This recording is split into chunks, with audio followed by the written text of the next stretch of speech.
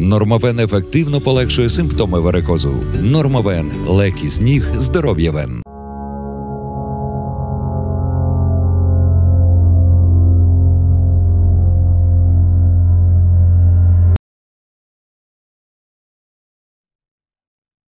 The international rhetoric around the nuclear weapons issue has intensified after yet another absurd statement by former Russian President Dmitry "Alcoholic" Medvedev. Frankly speaking, the salary in the country is not small, it is average, which, for example, allows you to buy a significantly larger number of bottles than, for example, the average salary of the Soviet period.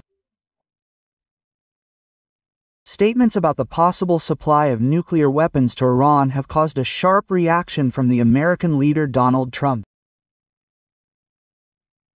A few days ago, Medvedev, who currently holds the post of deputy chairman of the Security Council of the Russian Federation, commented on the actions of the United States and Israel in the Middle East. In particular, he criticized the strikes on Iranian nuclear infrastructure, considering their consequences insignificant. The politician also said that the overwhelming majority of countries in the world do not support these actions, and some, according to him, are ready to directly supply Iran with their nuclear weapons. This statement caused a reaction from U.S. President Donald Trump, who on June 23 addressed the situation from his own social platform Truth Social. In the message, he drew attention to the alarming levity with which Medvedev, in his opinion, discusses the topic of nuclear weapons. Did I hear former Russian President Dmitry Medvedev casually throwing around the I word, nuclear, and saying that he and other countries would supply nuclear warheads to Iran? Did he really say that? That was just a figment of my imagination. If so, and if it is confirmed, please let me know immediately. The I word cannot be treated so casually. Excellent words, GTBS America. Trump also took the opportunity to emphasize the superiority of American military power, in particular nuclear submarines, calling them the most lethal weapons ever created, and stressing that 30 Tomahawk cruise missiles fired accurately hit their targets. Standing ovation. In the wake of criticism, Medvedev attempted to explain his words. In a post on the X network, he said that Russia does not intend to transfer nuclear weapons to Iran, although he condemned the actions of the United States. Because, unlike Israel, we are parties to the Nuclear Non-Proliferation Treaty. I understand perfectly well what this could lead to. I myself oversaw our nuclear forces as president. But other countries may do this. This is exactly what was said. And we certainly should not measure ourselves by the number of nuclear warheads. What the hell are you talking about? Especially since the treaty that I once signed with the American president is still in effect. The question is what will happen next. I don't know what will happen now. I have no idea. Earlier, Trump said that the United States managed to wrest the bomb from Iran's hands. God bless America. Bilateral cooperation in defense and countering Russian aggression. These were key topics in the talks between Ukrainian President Volodymyr Zelensky and British Prime Minister Keir Starmer. The main outcome of the meeting, according to the head of the Ukrainian state, was an additional decision on joint defense production. I am very proud that today we can announce the conclusion of an agreement on joint military-industrial production, the first of its kind. So far, Ukraine and the United Kingdom are interested in this, which will be a huge step forward in the contribution that we continue to make and is truly a symbol not only of our joint work in this conflict, but also of the centenary agreement that we concluded. Unfortunately, this is also no joke. President Zelensky paid special attention to the need to increase sanctions pressure on companies and individuals involved in the production of weapons for the Russian army. Following the meeting with the head of the government of the United Kingdom, Volodymyr Zelensky outlined three main areas of cooperation with London. The first is maximum political and diplomatic coordination. The second is the development of our joint defense projects and weapons production. We are increasing investment in production and preparing for the further development of defense cooperation. Third, sanctions against Russia for the war, which will really make it impossible to scale up Russian weapons production. In particular, we will provide our partners with a list of Russian enterprises involved in the production of Rishnik and other means that Russians use for terrorism. Volodymyr Zelensky, President of Ukraine, on Telegram. What? Did you impose sanctions? What did we do to you? Why did you do this? The Ukrainian delegation led by President Zelensky held talks with the speakers of both sides of the British Parliament, Lindsay Hoyle and John McFall. The meetings were attended by the head of the President's office Andriy Yermak, Defense Minister Rustem Umerov, and the Ukrainian ambassador to the United Kingdom Valery Zaluzhny. During the meeting, they discussed further support and cooperation, transatlantic unity, and diplomatic work with all allies in order to stop Russian aggression and end the war. The president noted that it is important to continue pressure on Russia and impose total sanctions against the banking and energy sectors. In addition, they discussed the situation in the Middle East and the threat posed by Russia's cooperation with North Korea and Iran. From the publication on the website of the President of Ukraine. In the Windsor Castle, the President of Ukraine was received by the King of Great Britain Charles II. This is already their third meeting in 2025. This is an important gesture of support for Ukraine, writes the Reuters agency. It seems to me that if we had thrown some serious bomb into the center of London, everything would have ended and they would have let us in everywhere.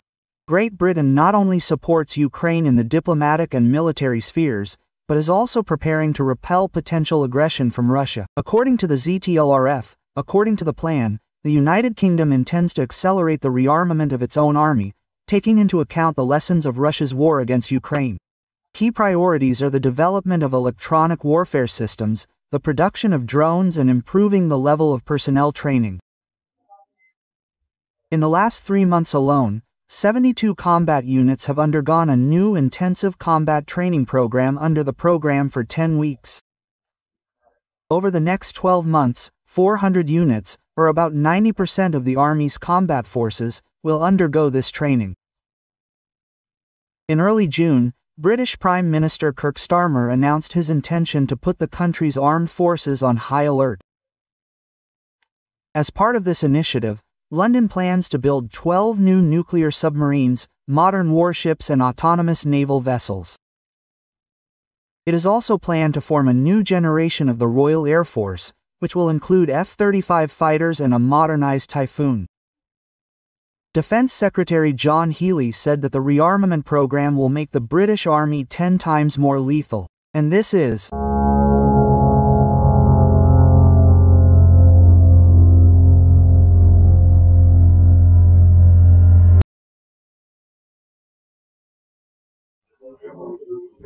said that vodka supplies to the Republic of South Africa have already been established. You know, this is a very correct, serious step. Why? Because if you drink vodka, as we say, you need to have a snack with something. And therefore, meat products will certainly follow. That means grain supplies. That's a plus for grain supplies.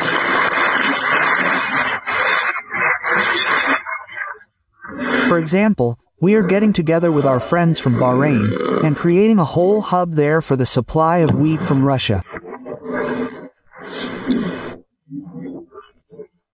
Glory to Russia. Glory to Russia. Glory to Russia. Russia, we have come today because we understand that this is the last battle. In fact, the last battle of our people, and not only the Altai people, but all the peoples who live in the Altai Republic, and in principle in Russia. The Moscow authorities have driven Altai to despair. Probably the most massive rally in the last decades took place in the capital of the republic. Thousands of people appeared on the streets of Gorno-Altaysk. They are demanding that their republic be protected from the tyranny of Moscow bureaucrats. The authorities cut the constitution of the republic and removed the words about territorial integrity. According to our constitution, the only source of power in the country is the people. The state consists of basic concepts. I'll tell you, the people and the territory. If there is no territory, if there are no people, such a state no longer exists. And today I see that this process is in full swing. Apparently, Moscow does not like the fact that Altai exists at all. The security forces put pressure on everyone who tried to speak out against such an initiative, and such impudence brought people to the boiling point. The people understood that they need to defend their republic and stand to the end. Today in the Altai Republic we see how our people are disappearing. People are leaving the republic because they cannot find work here, because they cannot realize themselves here. And we are losing territory. And do not say that the locals are selling it. Yes, they sell because it is economically difficult, but it is 20 to 30%, and 70 to 80% goes either through auctions or to investors for their regional investment projects, as they call it. That is where the land goes. And it is not you and me who sell it. That amount cannot be sold. We need to understand that you and I should not just speak out, just stand here and leave. No, we must achieve our goal to the end, because there is no way back. Last week we said how the Altai people blocked the federal highway. They were protesting against the municipal reform in the Rio head of the Republic Andrei Turchik. Intimidating people, the Tsar's henchmen grabbed the activists and dragged them to hell. The result was unexpected for the authorities. The Altai people were not afraid and came to the court building to support the detainees. Then the authorities pulled up another portion of Derzhimort, and this has already caused mass protests against the reformer. Video messages, pickets, posters even appeared on trucks. The capture of one of the drivers was led by the head of the Criminal Investigation Department of Gorno-Altaysk himself. In the Rio, the governor called on the rebels, was imbued with the spirit of the sacred Altai and promised to make important amendments to the law. But can he be trusted? Do you remember the April protests of the Altai people? Then Turchik removed the words about territorial integrity from the constitution of the republic. This is a betrayal of the region. The protege in Moscow cannot be trusted. He is only an executor of the will of the federal center, whose dream is to destroy the national entity. This is not a whim of the Pskov thief Turchik. This is a federal special operation. In Caucasia, despite the resistance of the governor, they have already adopted a law abolishing two-tier self-government. The Supreme Council of Caucasia, which is almost entirely a member of the United Russia Party, tried. Opposition Deputy Oksana Razvarina correctly stated that the law removes citizens from participation in governance. Now the main challenge for the domestic economy is the transition to a sustainable trajectory of balanced growth. I want to emphasize this. On the trajectory of balanced growth, we must ensure high-quality, intensive dynamics in the real sector by modernizing production and increasing labor productivity. And it is better, of course, if this is done not in an intensive way, but through the introduction of new technologies. Why are there protests against a single-tier system? It is based on the principle of binding to the population, not to the territory. People understand that this is the centralization of power, this is a single management of everything, and first of all, the budget is very important. It does not take into account the specifics of the territories and the needs of the local population. This is preparation for consolidation, the purpose of which is to destroy the historical and cultural identity of our peoples. Let's remember the unification of the 2000s. What was the result? Phew. The annexed districts are experiencing demographic degradation. For example, more than a quarter of the population left the Koryagsky district after consolidation. The Komi Permyk, Taymyr, Ustorda, Buryat, and Evenki okrugs have also lost most of their population. But the autonomous okrugs that resisted unification show a completely different positive trend. A single-level system of governance destroys villages and towns. Doctors are leaving, schools and kindergartens are closing. People are being deprived of their right to choose. If the Altai Republic is united with the Altai territory, the Altai people will make up about 1% of the population, the rest will be Russians. And the living, while living people will turn into a small problem at the level of statistical error. The Altai people are not fighting against reform, they are fighting for their survival against the evil empire. It is not similar in terms of territory, this is a competitive advantage. Even the Russian Empire consisted of territorial units with a separate system of governance. There were provinces, the Great Dawn Army, the Kingdom of Poland, the Grand Duchy of Finland, by the way, with their own constitutions and parliaments. The United Kingdom consists of 4 parts, each with its own internal structure: England, Scotland, Wales, Northern Ireland. In addition, the Isle of Man, but the Channel Islands, Gibraltar. Smart countries change institutions to suit heterogeneity, looking for their own uniqueness. Social and cultural diversity are prerequisites for progressive evolution, for continued development. But this is not in Russia. While talking on camera about investments, innovations, in practice the authorities are trying to destroy diversity and turn everyone into one obedient herd, uniform. The Russian Federation has driven itself into a dead end of centralism, and any projects imply consolidation and other unitary, stupid strategies. Vertical thinking contradicts free natural development and brings the Russian Federation closer to collapse. Gentlemen officials, do not stop. In the fall, a new head will be elected in the Komi Republic.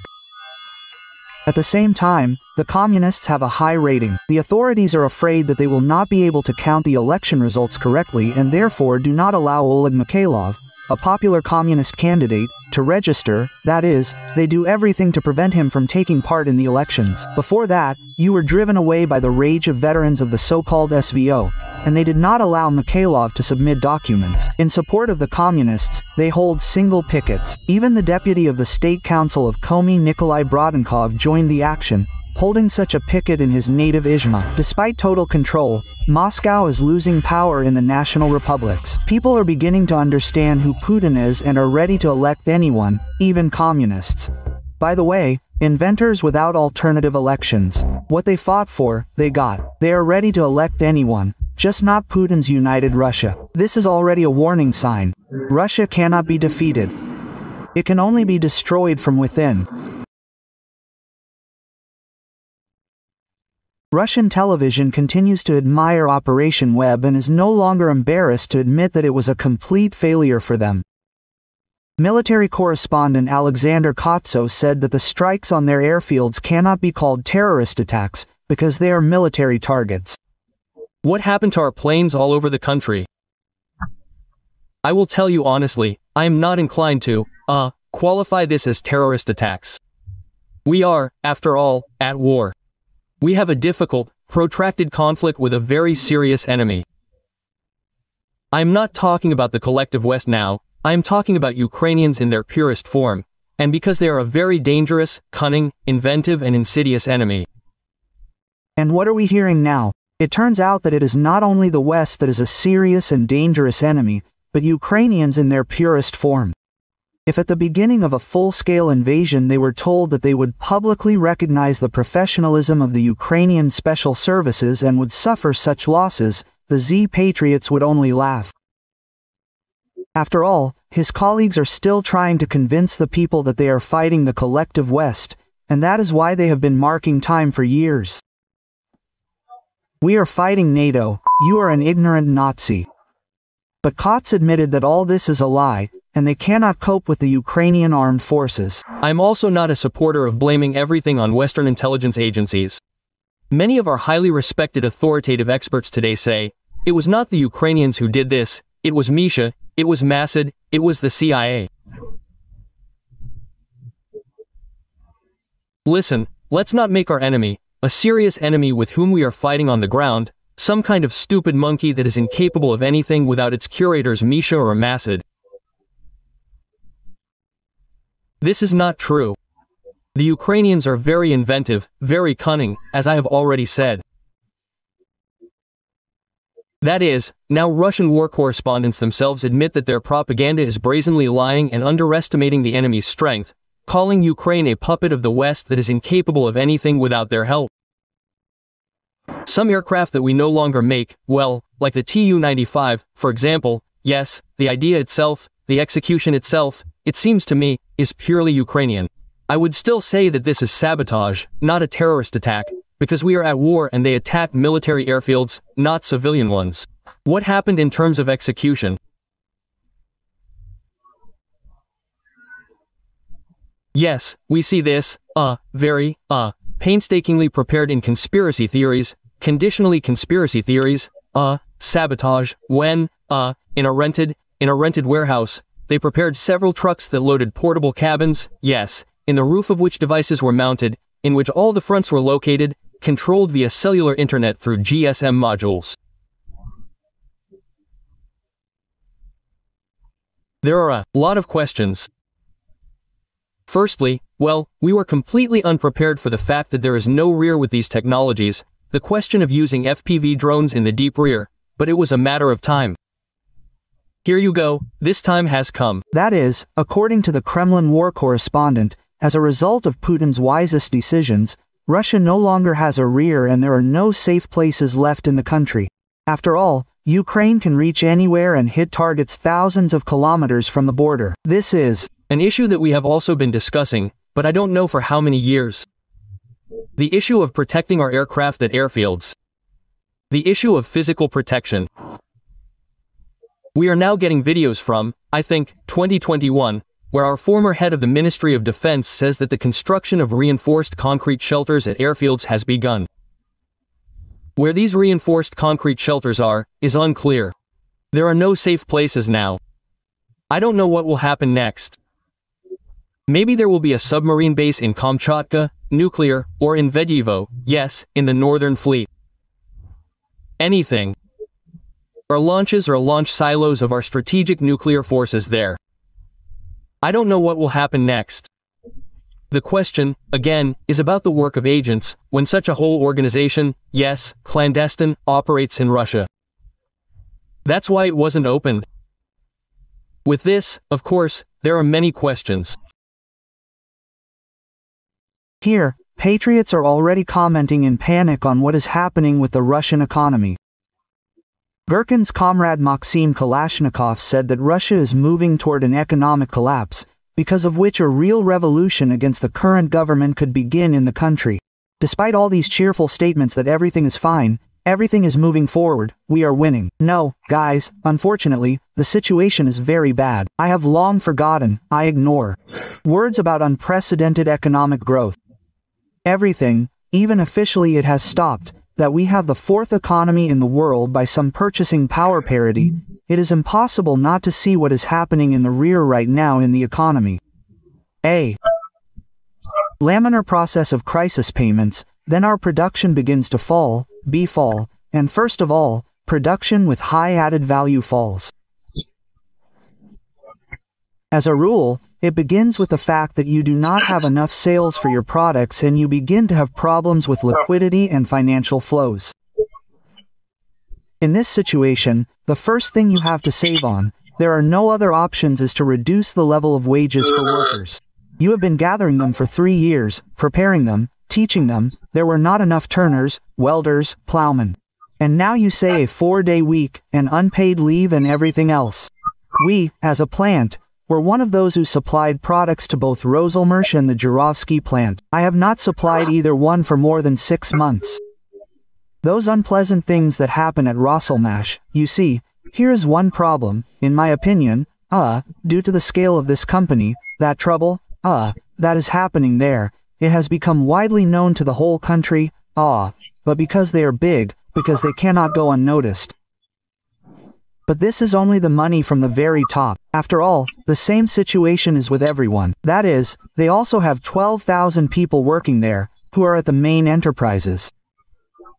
In total, Roselmarsh employs approximately 60,000 people in the country in mechanical engineering and 60,000 people in high-value added production. This means that their sales have stopped.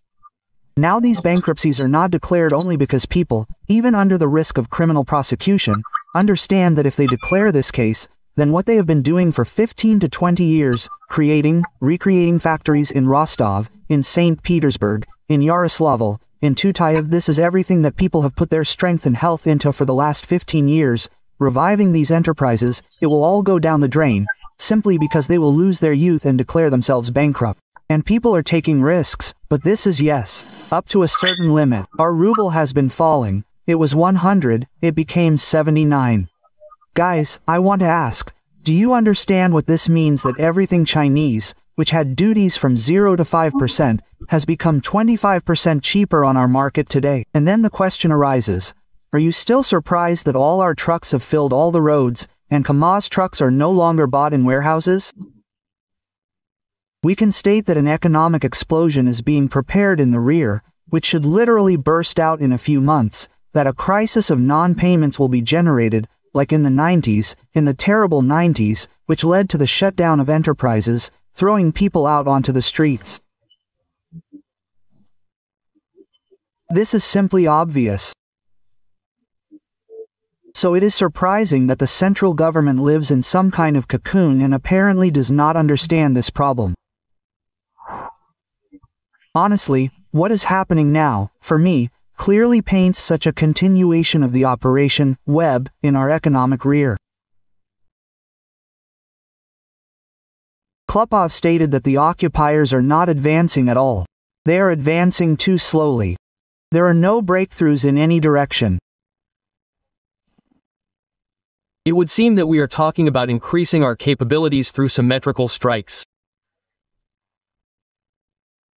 Ukraine has clearly shown us this. We have experienced it in our own example. The asymmetrical strike on Kursk brought us a lot of trouble. It is not possible to say, but it is necessary to once again raise the issue of changes at the front, a change in this position. Maybe someone will be satisfied with this, that thank God, that at least we are advancing this way, without any breakthroughs. We have talked a lot about the lack of space, the unmanned nature of the equipment, the role of artillery in modern warfare, armored forces. But nevertheless, we also have a general staff, which leads both academies and research institutes. We need to get out of this situation, this creeping offensive, new forms and methods of using troops. And, accordingly, based on this, it is necessary to return again to the question of, the destruction of the leadership. Israel showed us that they practically decapitated both Qasr and the armed forces of Iran. The Second Army of the world is once again being called upon to learn how to fight from other countries. After Operation Spider's Web, the Zelenskys shouted that they should do something similar. Now they are looking at Israel in the hope that they will be able to repeat something and break through the front line. Of course, our military system against the background of what Israel is doing. I am not a patriot of Israel, but I must admit that this historical enemy of ours acts very, very effectively against the background of this word. We really should learn. Here, moreover, a very alarming bell has just sounded. A very alarming bell has sounded. In fact, Operation Spider's Web was repeated on a larger scale in Iran. See, how touching. But in fact, this is a model of nuclear disarmament. Nuclear missile potential can be increased by tens of %, and if I were our Bamanda, I would, of course, be scratching my head. Then Zetnik casually stated that Russia is on the road to collapse and will most likely have to be saved. Well, in general, if everything develops the way it is developing, then the Russian Federation will have to be.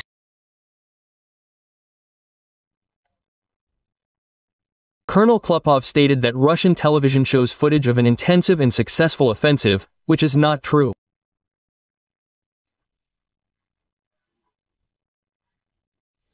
Assessing the situation on the fronts over the past week, one can conclude that the front, regardless of the fact that we have a rosy picture, rosy in the wrong sense, such a promising picture, is on television screens.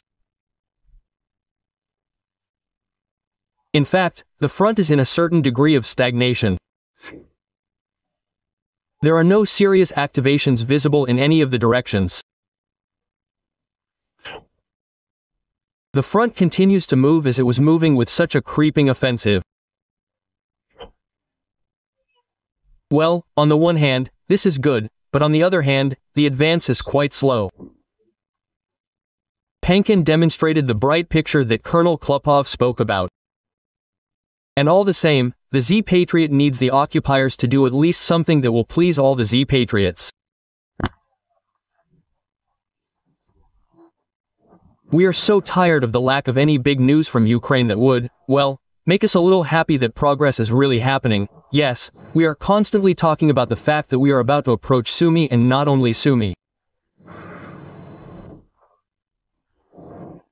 Every day there are reports of the capture of new settlements, but in such a way that it would really shake things up and spread across all the internet media, including Telegram channels. There has not been such news for a long time that would make every Russian person happy, yes, every patriot of Russia. The Zetniks continue to talk about the special Operation Spiderweb and want something similar to happen in Ukraine, to show the footage on TV. Information support for what is happening, we all understand, is very important.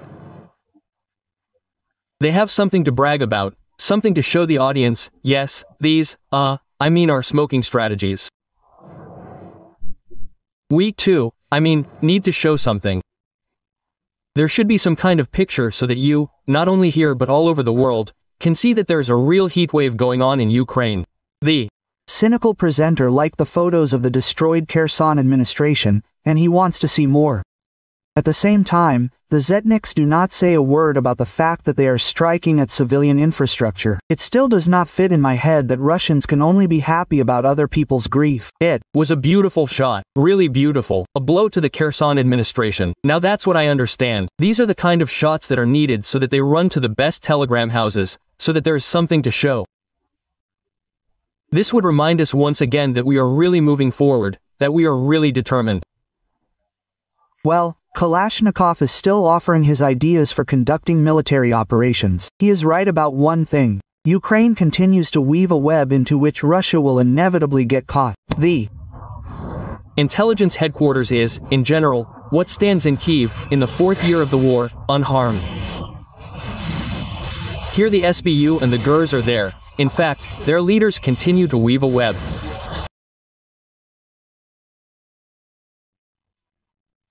The so-called SVO has been going on for 4 years now, which is why even convinced Zetniks have questions.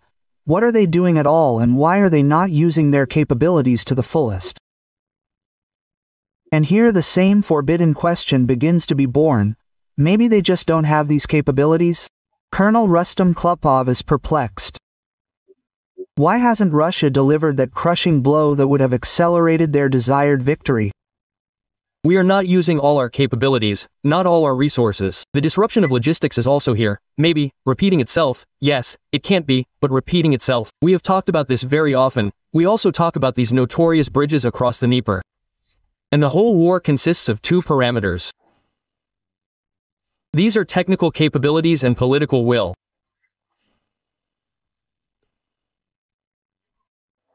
The question is, we don't have the technical capabilities to destroy these bridges, or, therefore, the leadership says, stop, let's wait for some reason. But if this is a technical capability, it is easily resolved. If we had set ourselves the goal of destroying the bridge on the Liman near Odessa, that's it, no one talks about it. They tried to restore it several times, but destroyed it again. Even today it is unclear whether it is in good condition or not. The same thing happened with any other bridge, like the Antonovsky Bridge.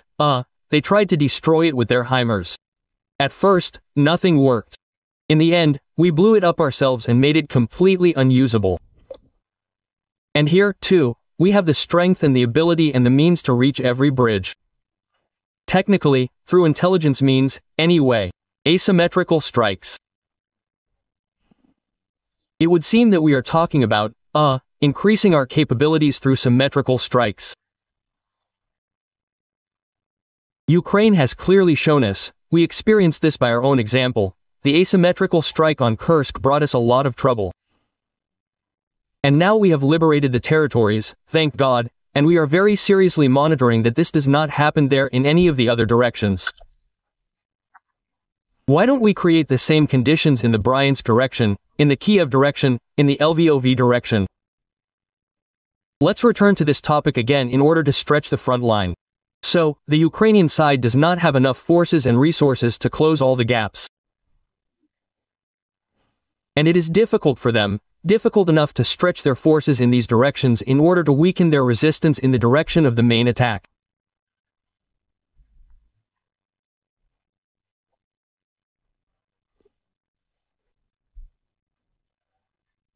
Now, after 3 years, the question arises of clarifying the military-political goals, taking into account that, how NATO has performed as a whole, how individual states have performed, how, to what extent Ukraine's defense is being built and how effective, therefore, are the previously set goals, because they set the goal of denazification, they gave birth to a whole galaxy of followers of these Nazis, they set themselves the goal of demilitarization, they led to the complete militarization of both society, therefore, and the state of this country.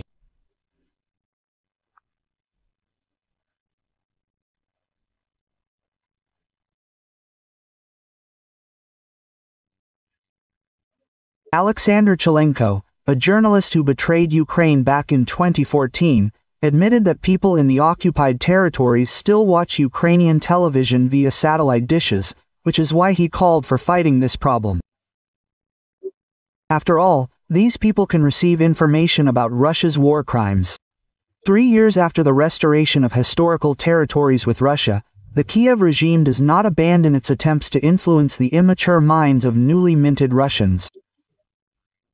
What do you think, is our propaganda, including in the media, coping with its task? Because it seems to me that we are not doing enough to convey our point of view, including to the historical regions of Russia. Even now, yes, after 2 years, well, then it was 2 years, and now it is the same, 3 years after the new territories joined the Russian territories. In many places, there are still Ukrainian dishes. They are popularly called Goronichi mountains. Well, they just have this kind of device, 3 heads, that's it, and they are called Goronichi. Thanks to these Goronichi, they are in villages, especially, yes, those near the front in general or in places where it is very difficult to get a signal, they receive a signal, that is, Ukrainian. And imagine that people there have been citizens of Russia for 2 years or 3, and they still receive Ukrainian television. Yes, naturally, they form such a gestalt of ideas about the world around them thanks to, that is, Ukraine. Imagine that they, the Ukrainians, will talk, right? You see? Surprising, right? Surprising. It is also surprising to me. Nothing works in these places. There is no cable television, even mobile communications barely work. The mobile operators there, the one that transmits the television signal, they can only receive information thanks to satellite antennas. That's all there is. Well, if there is electricity, of course, they came up with, there, I think, the People's Front or whatever this organization is called, the Front, yes, they came up with, such a free, a free solution to the problem. They come and quickly change all these dishes. They, thanks to these dishes, they broadcast, 20 TV channels. First of all, these are all the main federal channels, starting from the first one, ending with, NTV and, some entertainment channels. 20. Well, it's quite normal to receive Russian information, the Russian point of view.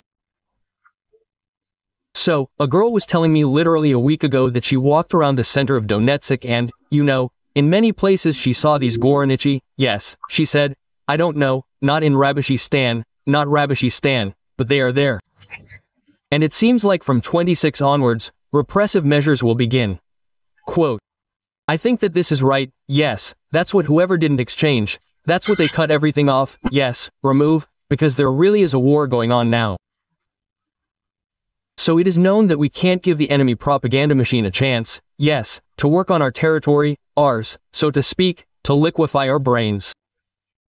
I even talked to Push Island's advisor Elena Nikodina. She told me that in many liberated places there is simply no electricity, that is, it is impossible to receive any signal there. And our point of view is transmitted with the help of newspapers that we bring them there, right? That is, we explain to them there, so to speak, the party's policy. We need to explain to the locals that you are not Ukraine there, yes, that you are Novorossiya, a historical Russian land, that you should have, yes, it's okay, you are the descendants of Ukrainians there, but you are Russified, Russian culture has long been your native culture.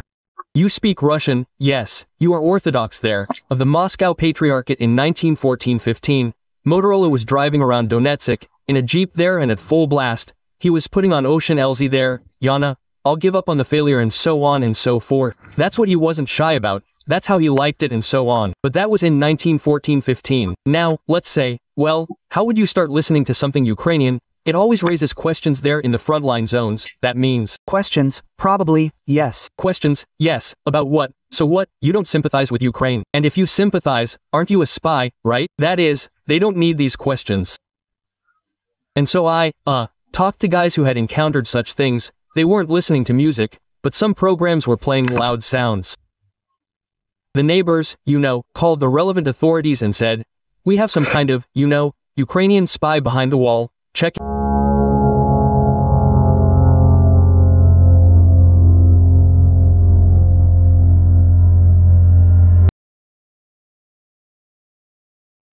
Colonel Klupov stated that all the goals set by Russia had failed. He reported that the Zetniks demanded complete denazification and demilitarization, but everything turned out the opposite.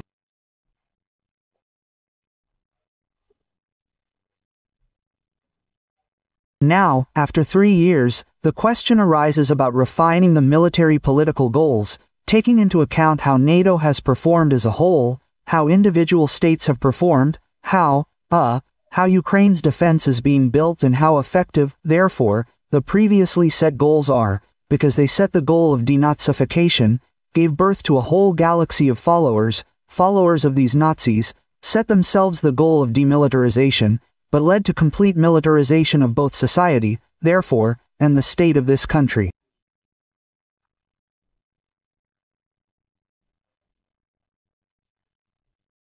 Kalashnikov noted that a turning point has approached. He reported that Russia has encountered enormous problems that could ultimately lead to its collapse.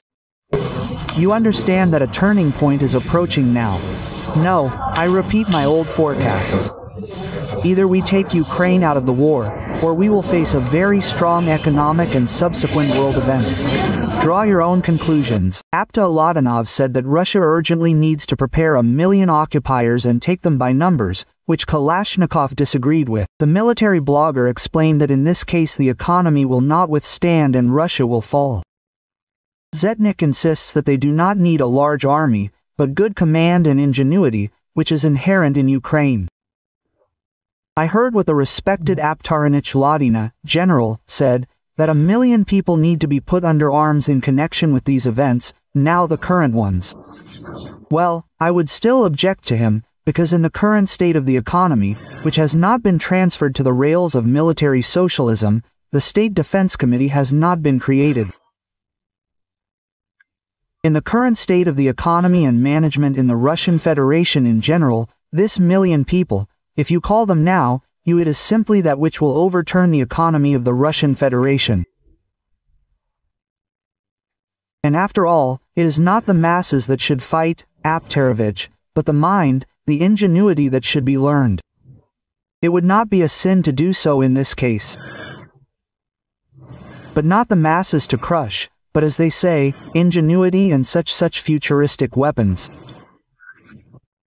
Zetnik stated that the situation is not developing for the better for Russia, hinting at a possible revolution. We must stick together, because the situation is going on now, it is developing absolutely not for the better for us. Very, very turbulent processes may also begin within the Russian Federation. Regarding the arrest of Mikhail Polankov, call sign Krustalik, author of the Telegram channel Soldatskaya Pravda, Pyotr Mikhail was voicing very inconvenient things. Inconvenient truth, which is on the edge, very on the edge with discrediting. If there was a person, an article would be found. Well, here is the same case. The purges of angry Z-patriots continue. Gherkin's associate Mikhail Polankov, who also supported the war against Ukraine since 2014, recruited Russian mercenaries and sent them to participate in hostilities in Donbass, but at the same time opposed the current government, was arrested. He was detained by military police, who knocked down the door of his apartment and handcuffed him, because he is considered a deserter. Come on, open up, I'll break too. Open up. Open the door. Come out. Come out. In 2022, he managed to fight, But his heroism did not last long. After all, having seen a real war with his own eyes, he decided that he had enough and that he had already paid his debt to his homeland. And he recorded an appeal in which he stated that his contract was over and simply left for Moscow, and also asked his subscribers to send him money. After all, because he is listed in the army, he cannot get a job. Today, November 16, 23, my one-year contract with the Ministry of Defense of the Russian Federation ended, and I consider myself free in all my actions. Perhaps, the Ministry of Defense will bring me there or try to challenge my actions, yes, since at the moment I am unemployed, and I cannot get a job, because I have not yet been dismissed from official service.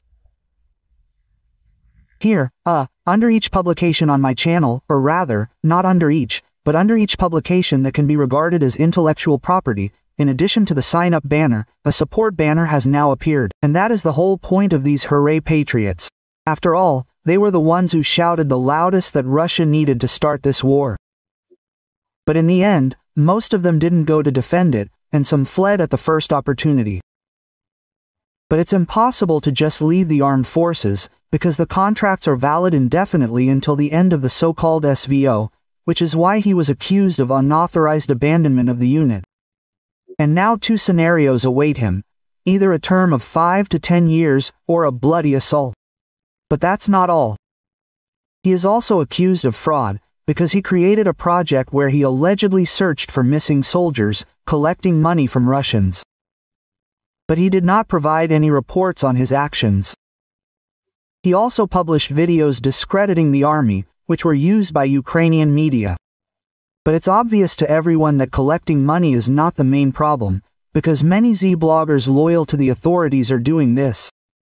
It's all about his posts, where he talked about Russia's war crimes and directly criticized Putin. It immediately seemed to me that Putin and Biden were talking about the final collapse of Russia, in order to destroy it. They do not want victory. They need either the destruction of each other, or the final collapse of Russia. Yes, that Putin is working in cahoots with all these comrades. The European Union, they're in America and so on, works for this. Putin is an accomplice in the murder of our country. They are constantly looking for foreign agents. Everyone is a foreign agent for them, except Putin, and you can already feel the anxiety of those same ultra-patriots. Many were afraid to speak out, but his closest associates have already made a statement. In principle, it is believed that he left the unit without permission. He is 53 years old. He is sick. He is with Komisov. He fought in general, not having the right to fight due to health reasons. He earned a medal for bravery. And now his homeland has awarded him this way. Big changes will come. The campaign in Ukraine will end, but it will end, well, let's say, very ambiguously, and very untriumphantly. And so that there is no talk about this, there will be preventive, intimidating arrests among, as they call it, the sane public, and we call them Russian angry patriots there.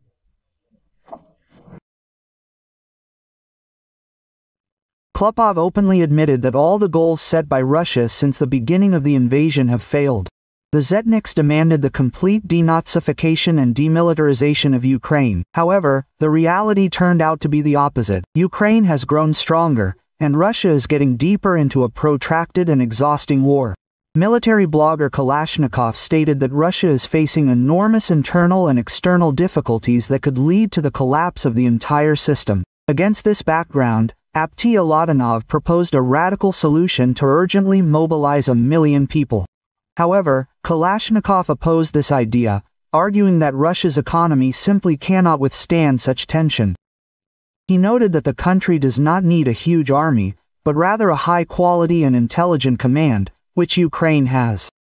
He also added that the situation is getting worse for Russia, and if everything continues in the same spirit, the country may face not just a military defeat, but an internal social explosion.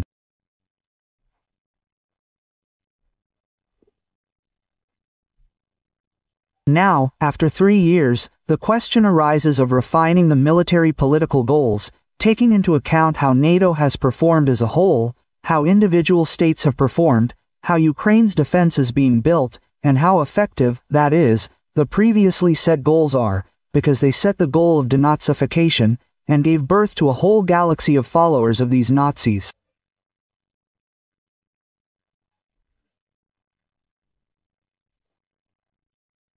They set the goal of demilitarization, but led to the complete militarization of both society, that is, the state of this country. You understand that a turning point is approaching. I repeat my old forecasts. Either we withdraw Ukraine from the war, or we will face a very strong economic and subsequent events. Draw your own conclusions. I heard what the respected Apteranovich Ladanov, general, said, that 1 million people must be put under arms in connection with these current events. Well, I would still object to him, because in the current state of the economy, which has not been transferred to the rails of military socialism, the State Defense Committee has not been created. In the current state of the economy and management in the Russian Federation in general, this 1 million people, if you call them now, you are simply what will overturn the economy of the Russian Federation.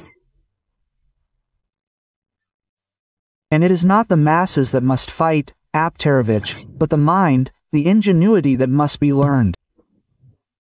I did not row to do this in this case. Well, not to crush with the masses, but as they say, with ingenuity and such futuristic weapons. We must stick together, because the situation is now developing in a completely not the best direction for us. Very, very turbulent processes can also begin inside the Russian Federation.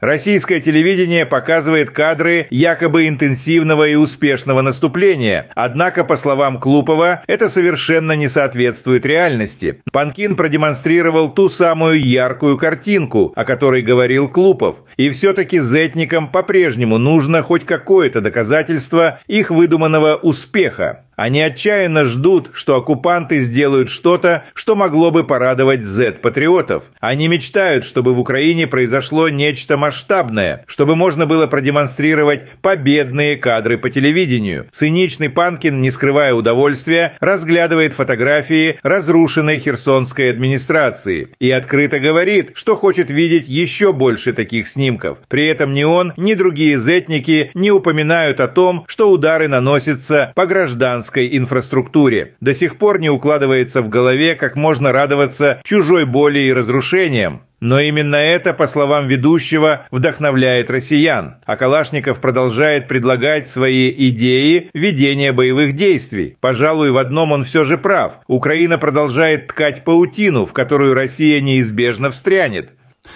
Оценивая положение на фронтах за истекшую неделю, можно сделать вывод, что фронт, независимо от того, что вот радужная картинка у нас, радужная не в том смысле, такая перспективная картинка у нас, значит, на телевизионных экранах, на самом деле фронт находится в определенной степени стагнации. Вот. Не видно каких-то серьезных активизаций на каком-то либо из направлений. Как двигался фронт таким ползучим наступлением, так и продолжает двигаться. Ну, с одной стороны, это хорошо, а с другой стороны, продвижение достаточно медленное. Мы настолько сильно устали от отсутствия каких-то громких новостей из Украины, которые бы, немножко нас порадовали, что действительно продвижение-то оно идет. Да, мы постоянно говорим о том, что вот-вот подойдем к Сумам. И не только к Сумам. Каждый день сообщается о взятии новых населенных пунктов. Но так, чтобы это встряхнуло действительно и разбежалось по всем интернет-СМИ, в том числе и телеграм-каналы, таких новостей давным-давно не было, которые порадовали каждого русского человека, да, каждого патриота России. Информационная поддержка того, что происходит, она же, мы все понимаем, очень важна. У них вот есть чем похвастаться, что показать аудитории, да, вот эти вот, я имею в виду дымящиеся наши стратегии. Нам тоже, я имею в виду, надо что-то показывать. Должна быть какая-то картинка, чтобы вы не только у нас здесь, но и во всем мире видели, что там на Украине происходит самая настоящая жара. Вчера красивый кадр был. Действительно красивый. Удар по херсонской администрации. Вот это я понимаю. Вот такие кадры нужны, чтобы они разбегались по лучшим телеграм-домам, чтобы было что показать. И это бы нам лишний раз напоминало, что мы действительно продвигаемся вперед, что мы действительно настроены решительно. Штаб-квартира разведки. Это, в общем, то, что в Киеве на 4-м году войны вот, стоит целым невредимым. Вот СБУ и ГУР, и там вот, собственно говоря, их руководители продолжают ткать паутину. On the Soloviev channel, they unexpectedly admitted that television is lying and showing an overly optimistic picture of what is happening at the front. After all, in reality, their advance is very slow and almost unnoticeable. According to Colonel Rustam Klupov, he said that the front is in stagnation, and they have not seen any serious breakthroughs for a long time. Assessing the situation at the fronts over the past week, we can conclude that the front, regardless of the fact that we have a rosy picture, rosy not in the sense of, such a promising picture we have on television screens. In fact, the front is in a certain degree of stagnation. Look, there are no serious activations visible in any of the directions. The front continues to move with such a creeping advance. Well, on the one hand, this is good, but on the other hand, the advance is quite, slow. They said about the regions in Ukraine that we consider ours. Yes, I have said many times that I consider the Russian and Ukrainian people to be one people in fact. And in this sense, all of Ukraine is ours.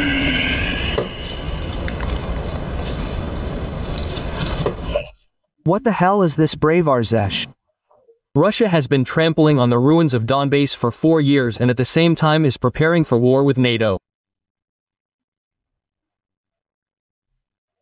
And now a new scare tactic has appeared on their television, namely, war with Europe by 2030. More and more Russian military experts are expressing concerns about the Kaliningrad region and are worried that a real blockade awaits the region. A major conflict with Europe awaits us ahead, so now we are only preparing for it, judging by the trends that are happening. The situation is quite alarming. But there's another monkey with a grenade that is arming, and arming. These are the Europeans. They are really going to fight us there at least by 2030. Why are Estonia and the Baltic states really mining their borders, really laying dragons' teeth of? Of course they are, because sooner or later they will blockade Kaliningrad for us. The enemy has already announced that it is preparing for war with Russia by 2028 to 30. How will they achieve this? Either by blocking the Kaliningrad region, or by violating the rights of, the Russian-speaking population in the Baltic states, or by violating the rights of polar bears there, or it is not so important. It is not so important, but the goal has been set, the task has been set. Yes, the goal has been set to prepare NATO for war with Russia in 2020 to 30. Klupov is concerned that many are satisfied with at least this kind of offensive, which does not really correspond to the status of the second military force in the world, and called on the top leadership to change their approaches for a more effective introduction of military operations. Therefore, based on this, one cannot say, but it is necessary to once again raise the issue of changing at the front, changing this position. Maybe someone is happy with this, thank God, that at least we are advancing without any breakthroughs. We have talked a lot about the lack of space, the unmanned nature of the equipment, the role of artillery in a modern war of armored forces. But nevertheless, we also have a general staff, which leads both academies and research institutes. We need to get out of this situation, this creeping offensive. New forms and methods of using troops. And, accordingly, based on this, it is necessary to return to the issue of, the destruction of the leadership. Israel showed us that they practically beheaded both Qasr and the armed forces of Iran. That is, after so many years, Russian television still does not understand how they can defeat Ukraine and how they can change the methods of waging war to achieve results. After all, the creeping offensive suits everyone, despite the colossal losses and depletion of the economy. We have this old, well, it's not a proverb, not a parable, but an old rule.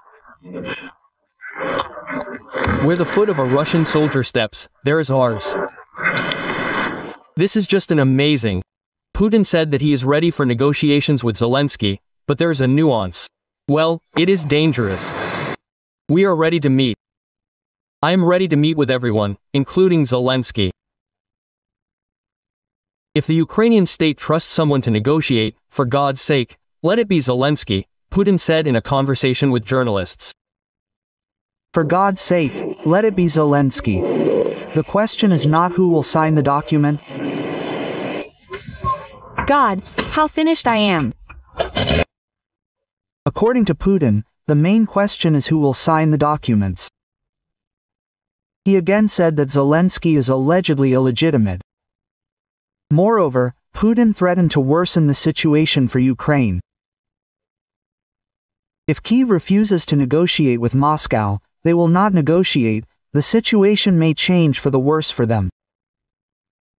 There is no need to drag it out, we need to sit down and negotiate, the head of the Kremlin said. If we continue to fight further, and many watch, some in quotes only talk about the fact that we can fight forever, this is nonsense. And we have very strong large losses. Putin also assured that Russia is allegedly trying to end the hostilities in Ukraine. Yes, we don't need to decide, that's it. Because otherwise, look, I'll say it again, the scales begin to strategically tip in favor of our enemy. And the strike was not on residential areas, but on defense industry facilities, on factories that produce military equipment. That's what we're doing. And we're making no secret of this. One of the goals of the special military operation is the demilitarization of Ukraine. The first basic truth. Russia cannot, does not, and will not voluntarily withdraw from the war, because war is a way of existence for this type of state. That is, they've thrown away all the husks, implemented the concept of control over the internal people, over their own citizens, yes, through war. And, accordingly, this is the only form of existence for Putin's state. Yes, there are no other forms of this state and there never will be. And, accordingly, it will not be able to withdraw voluntarily, I emphasize, regardless of the negotiation processes. Don't you see that our guys give their lives, not just perform, not just talk, but defend with their lives the rights of not only the African continent, but all people on our planet? Billions of rubles have been stolen under some suite. What have these people been doing all this time? Billions were needed for what? To assemble the most basic design, obvious to any engineer, and on top of that, assemble it using an American engine, some foreign propeller, and all the avionics are probably foreign. Are you kidding me, bastards? It was practically a direct hit. It tore apart the main part of his remains. They took him home, right, Zhenya? And then they found his leg here. We have such an old it's not a saying, not a parable, but an old rule. Where the foot of a Russian soldier steps, that's ours. And here is buried the foot of Colonel Nikolai Nikolaevich Ovcharenko. On March 15th, he was building this crossing. Yes, he managed to build it. Yeah. And he has already accepted the kingdom of heaven. Vladimir Trupin, speaking at the shameful Intergalactic Economic Forum, which among the leaders of the countries, only the president of Indonesia attended, announced some old rule. He said that supposedly where the foot of a Russian soldier steps, that's ours. Let's note that at different times Russia invaded dozens of countries, but none of these countries belong to Russia. The Kremlin senile fool came up with this supposedly old rule and, as usual, screwed up. In addition, it is worth recalling that in 2024, 138,000 prosthetic legs were issued in Russia, which is 51% more than the year before. In turn, Ukrainian Foreign Minister Andriy Sybiga commented on Trupin's latest statement. He noted their blatant cynicism and disdain for U.S. peace initiatives. According to the diplomat, the phrase about the leg of a Russian soldier was especially absurd. Sybiga emphasized that wherever this leg steps, it brings only death, destruction and suffering. At the same time, he added, Putin is completely indifferent to the fate of his military and their limbs torn off by Ukrainian drones. He has already killed 1 million soldiers in a senseless bloody meat grinder or 2 million legs. His rhetoric serves only one purpose, to distract attention from the failure of 25 years in power, Sybiga concluded. Trupin does not care about Russian soldiers and their torn-off legs. He is a mass murderer of his own people. I wish you to recover, get back on your feet and protest, and put in order. What the hell are you talking about? The International Economic Forum has ended in St. Petersburg. Putin spoke there today and said a lot of general words for everything good. Salaries must grow, the economy must develop, and the business climate must become more attractive. Listen. The most important thing is that the business climate should allow us to expand and strengthen the base of our economy, make it more sustainable and at the same time dynamic, aimed at increasing the production of goods and services. Apparently, Putin listened to yesterday's interview with the Deputy Minister of Finance, who said that so far not a single Western company has applied to return to Russia. That's the business climate. As usual, Putin boasted of record low unemployment, especially among young people. Not surprising, given that he sent hundreds of thousands of young men to war, and another 1 million people left. He also demanded that Russia join the list of countries' leaders in ease of doing business. Again, a benchmark for the national model, so that by 2030 Russia would be among the world's top 20 leaders in terms of business conditions, taking into account updated international ones. He first spoke about the top 20 back in the May decrees of 2012. According to them, our country was supposed to break into the ratings 7 years ago, when the decrees failed. Putin moved the deadline to 2024, and now he has moved it to 2030. He also spoke about the successes of the government and the central bank, thanks to whose efforts inflation in our country fell below 10%. Putin spoke about this as an incredible achievement, but, in fact, 10% is very high inflation. For comparison, in the EU last year annual inflation was about 3%, and this is still very high. At the same time, the real figure in Russia is much higher than the official one. As for the rise in prices, according to the project Prices Today, in 2024 food prices rose by an average of 22% and continued to rise rapidly in 2025. It is interesting that even Putin's own economists at this forum said things that were directly opposite to him. For example, Elvira Nabialina said that the resources for growth have been exhausted.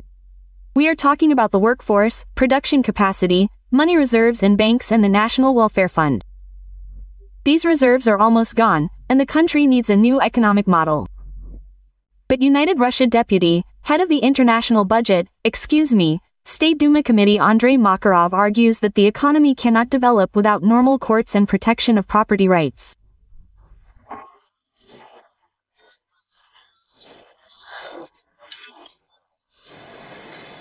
But when business no longer speaks about the main problem, the investment climate and the lack of institutions, and institutions are actually an opportunity, if your rights are violated, to go to court and expect that it will be a fair decision, regardless of who you go to court to, who you argue with.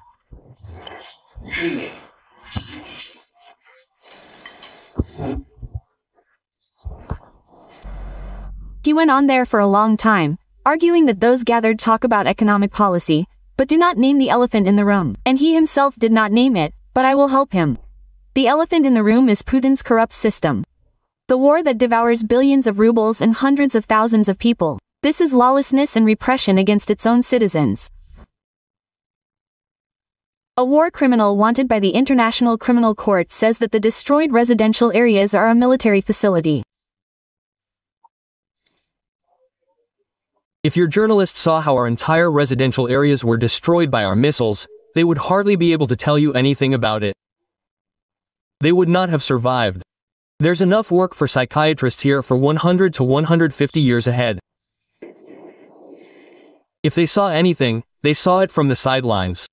And the strike was not on residential areas, but on defense industry facilities.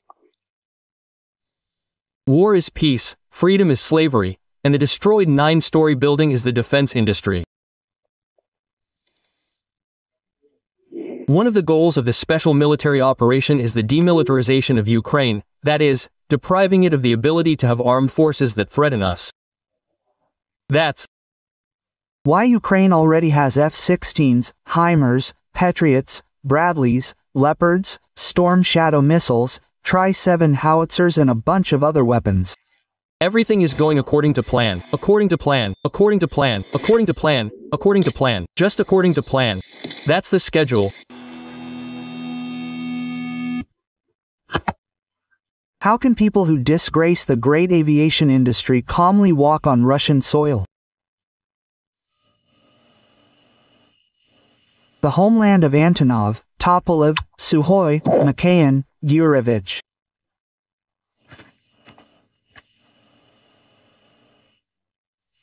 And now someone appears and says, well, here and their billions, their billions.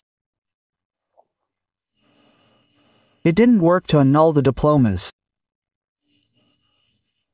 You are not aircraft engineers, you are not designers, you are a disgrace to the people, you have disgraced the country.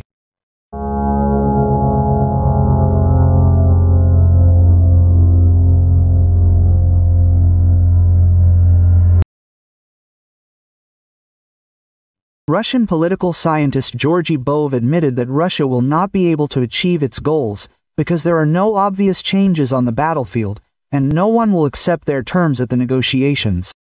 The result is impossible today. Well, why bother trying to put on some kind of, so to speak, serious expression and pretend that this result will be achieved any minute now?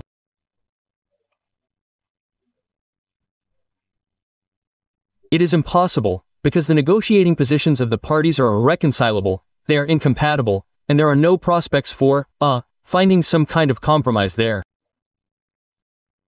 Neither side wants to make any concessions. Somehow, Ukrainian officials have become bolder after this, especially at the level of Zelensky. He says that they are somewhere a few steps away from victory over Russia. This is the first point, and, in my opinion, the head of the terrorist organization of the SBU, Malyuk, a terrorist, an extremist, made a rather alarming statement. It is also important to talk about this. Where would we be without it? Because everything needs to be talked about everywhere. And there, a rather alarming, I will tell you again, quote, the SBU will beat the enemy where he considers himself unreachable. We are working to surprise him with new surprises, no less painful than the web itself. Quote, does this mean that they will try to pull something like this again, despite the fact that the states, obviously, told them that it is not good to do so?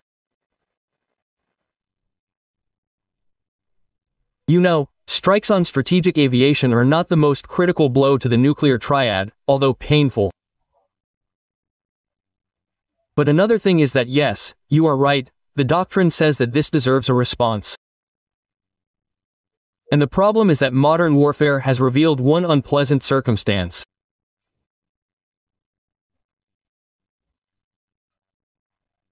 Our vast territory, which for many centuries was Russia's main strategic advantage, has become its main strategic disadvantage, because it cannot be covered entirely by air defense systems, as it turns out.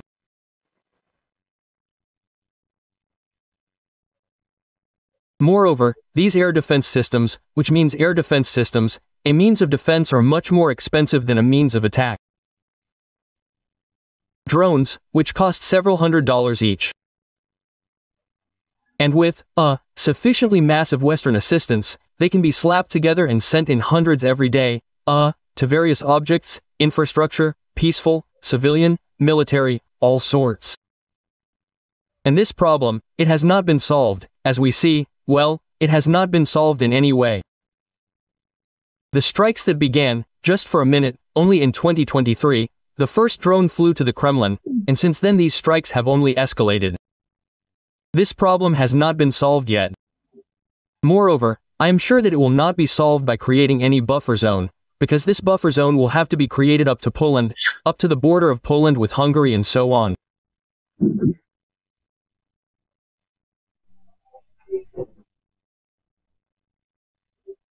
And that is why this confidence of the Ukrainian leadership that they have found a method of waging war that is cheap enough for them, but painful enough for us.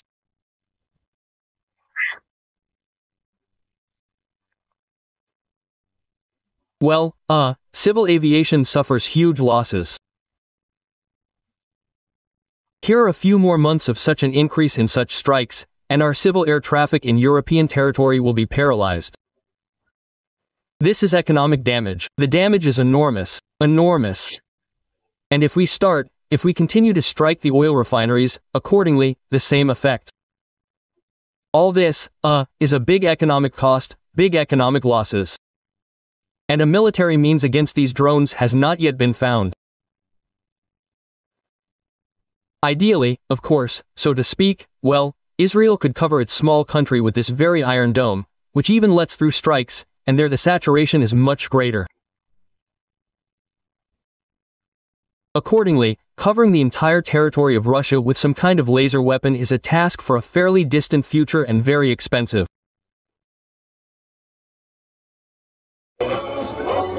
We don't even have any desire or thoughts about it, realizing that this day for a person can be the last. Russians do not abandon their own, they eat them. In a radio intercept of the GUR, the commander of one of the units of the reconnaissance battalion of the 68th Motorized Rifle Division of the Russian Armed Forces says that a Russian occupier with the call sign FOMA was considered missing in action, but, as it turned out, he actually disappeared in the belly of another occupier with the call sign Brelok. So the keychain ate my mouth. No one ate anywhere. The keychain knocked him down, and then ate the reception for 2 weeks. Come on. On yourself, little Chelik. And the keychain really was there 200 to 1, when, well, yes, they say 200 was. But he ate his partner, so this is just him for reflection, I myself. As it turned out, later they found negatively alive, but well fed and the keychain itself. Together with FOMA, he fought in the Kupiansk direction in the area of Zapadnoy and the village of Liman I as part of the 52nd Separate Reconnaissance Battalion. Glorify Russia in a single march. Glory to Russia.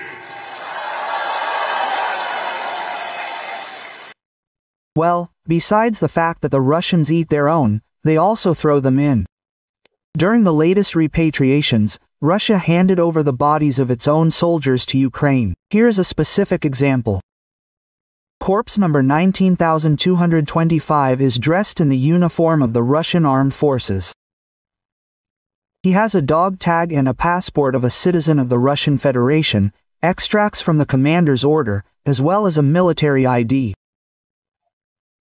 This is Bugayev Alexander Viktorovich, a serviceman of the 1st Battalion of the 39th Separate Guards Motorized Rifle Brigade of the Armed Forces of the Russian Federation. His relatives began searching for him at the end of March after he disappeared in the area of Novomykhailovka in the Donetsk region. And this is not an isolated case. Russia does not give a damn about its citizens. They simply throw their bodies in with the bodies of Ukrainian soldiers. Russia is what it is. And we are not ashamed to show ourselves as we are. In the Belgorod region, a soldier killed a conscript and fled with a weapon. Channel Astro reported that the culprit is a 34-year-old resident of Karelia Yenis Boyev. He fled from his position near the village of Dunayka. In the morning, they reported that the deserter had already returned and surrendered to the military police. He was hiding in the forest nearby, and the machine gun he used to shoot, killed a conscript, was found on the territory of the unit. In Chita, there is a shortage of drivers to remove garbage. 5 former drivers quit and went to war. New candidates cannot stand the difficult working conditions and quit after training. Due to the shortage of workers, the remaining drivers are forced to often work overtime. Garbage trucks leave even at night. The military court sentenced the volunteer of the Army of Beauty's movement Nadezhda Rossi to 22 years in prison. She was found guilty of treason, financing terrorism and calling for action against Russia's security. Volunteers of the movement collected humanitarian aid, evacuated civilians and animals from the combat zone. Special Governor of the Leningrad region Igor Petrov was found dead with a gunshot wound. The 66-year-old official represented the governor in the Legislative Assembly of the region. Igor Petrov's body was found in a country house in the Sevoloshki district. According to the preliminary version, he accidentally shot himself while cleaning his weapon. Residents of Kazan were advised to take cash to the party. The deputy head of the city's executive committee said that there could be problems with communications. In the last week, entire regions have been suffering due to the internet shutdown. This is being done due to the threat of drone attacks. Deputy Speaker of the State Duma Vladislav Davinkov revealed the secret of Elon Musk. It turns out that the billionaire has applied for political asylum in Russia. This statement is currently under consideration by the Ministry of Foreign Affairs. Davinkov shared this crazy news at the St. Petersburg Economic Forum. Considering the format of the event, which is more like a clown show, Davinkov's words should be treated with a fair amount of skepticism. MIT has already responded that Davinkov does not work for them. We are waiting for Elon Musk's comment. A war criminal wanted by the International Criminal Court says that the destroyed residential areas are a military facility. If your journalist saw how our entire residential areas were destroyed by our missiles, they would hardly be able to tell you anything about it. They would not have survived. Psychiatrists have enough work here for 100 to 150 years. If they saw anything, they saw it from the side. And the strike was not on residential areas, but on military-industrial complex facilities. War is peace, freedom is slavery, and a destroyed 9-story building is a military-industrial complex. One of the goals of the special military operation is the demilitarization of Ukraine, that is, depriving it of the ability to have armed forces that threaten us. That is why Ukraine already has F-16 HIMARS, Petrovs, Bradleys, Leopards, Storm Shadow missiles, 3-7 howitzers and a bunch of other weapons. An updated looter mobile to take washing machines off the battlefield. That's the kind of device. They took the doors. Installed anti-drone protection. That is, the guys say they attack from the front and from behind. Well, there is a shooter in the back, so they said not to protect the back. They said not to protect the back because it would be inconvenient to load the washing machines into the trunk. They made additional reinforcement here, strengthened the body. There will be a platform and belts here, so that the washing machines do not hit each other. That's the kind of device. We are still waiting for a conveyor belt to protect the engine compartment and the evacuation compartment from shrapnel. That is, everything is welded here. Everything is additionally done. Pipes for rigidity. Everything was welded here too. In short, everything was done according to the standards of late Putinism, so that 4 washing machines could be transported at once without any problems. A resident of Voronezh, whose son did not return from Ukraine, instead of financial aid was sent flags and a t-shirt with the inscription, "We do not abandon our own." We did not abandon our own here either. Quote, their own were sent a t-shirt. How can Russian people who have disgraced the great aviation industry walk the earth in peace?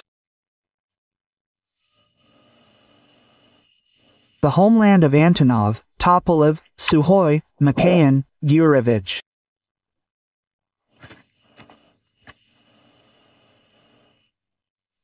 And now someone appears and says, well, billions here and there, billions there. They failed to annul the diplomas.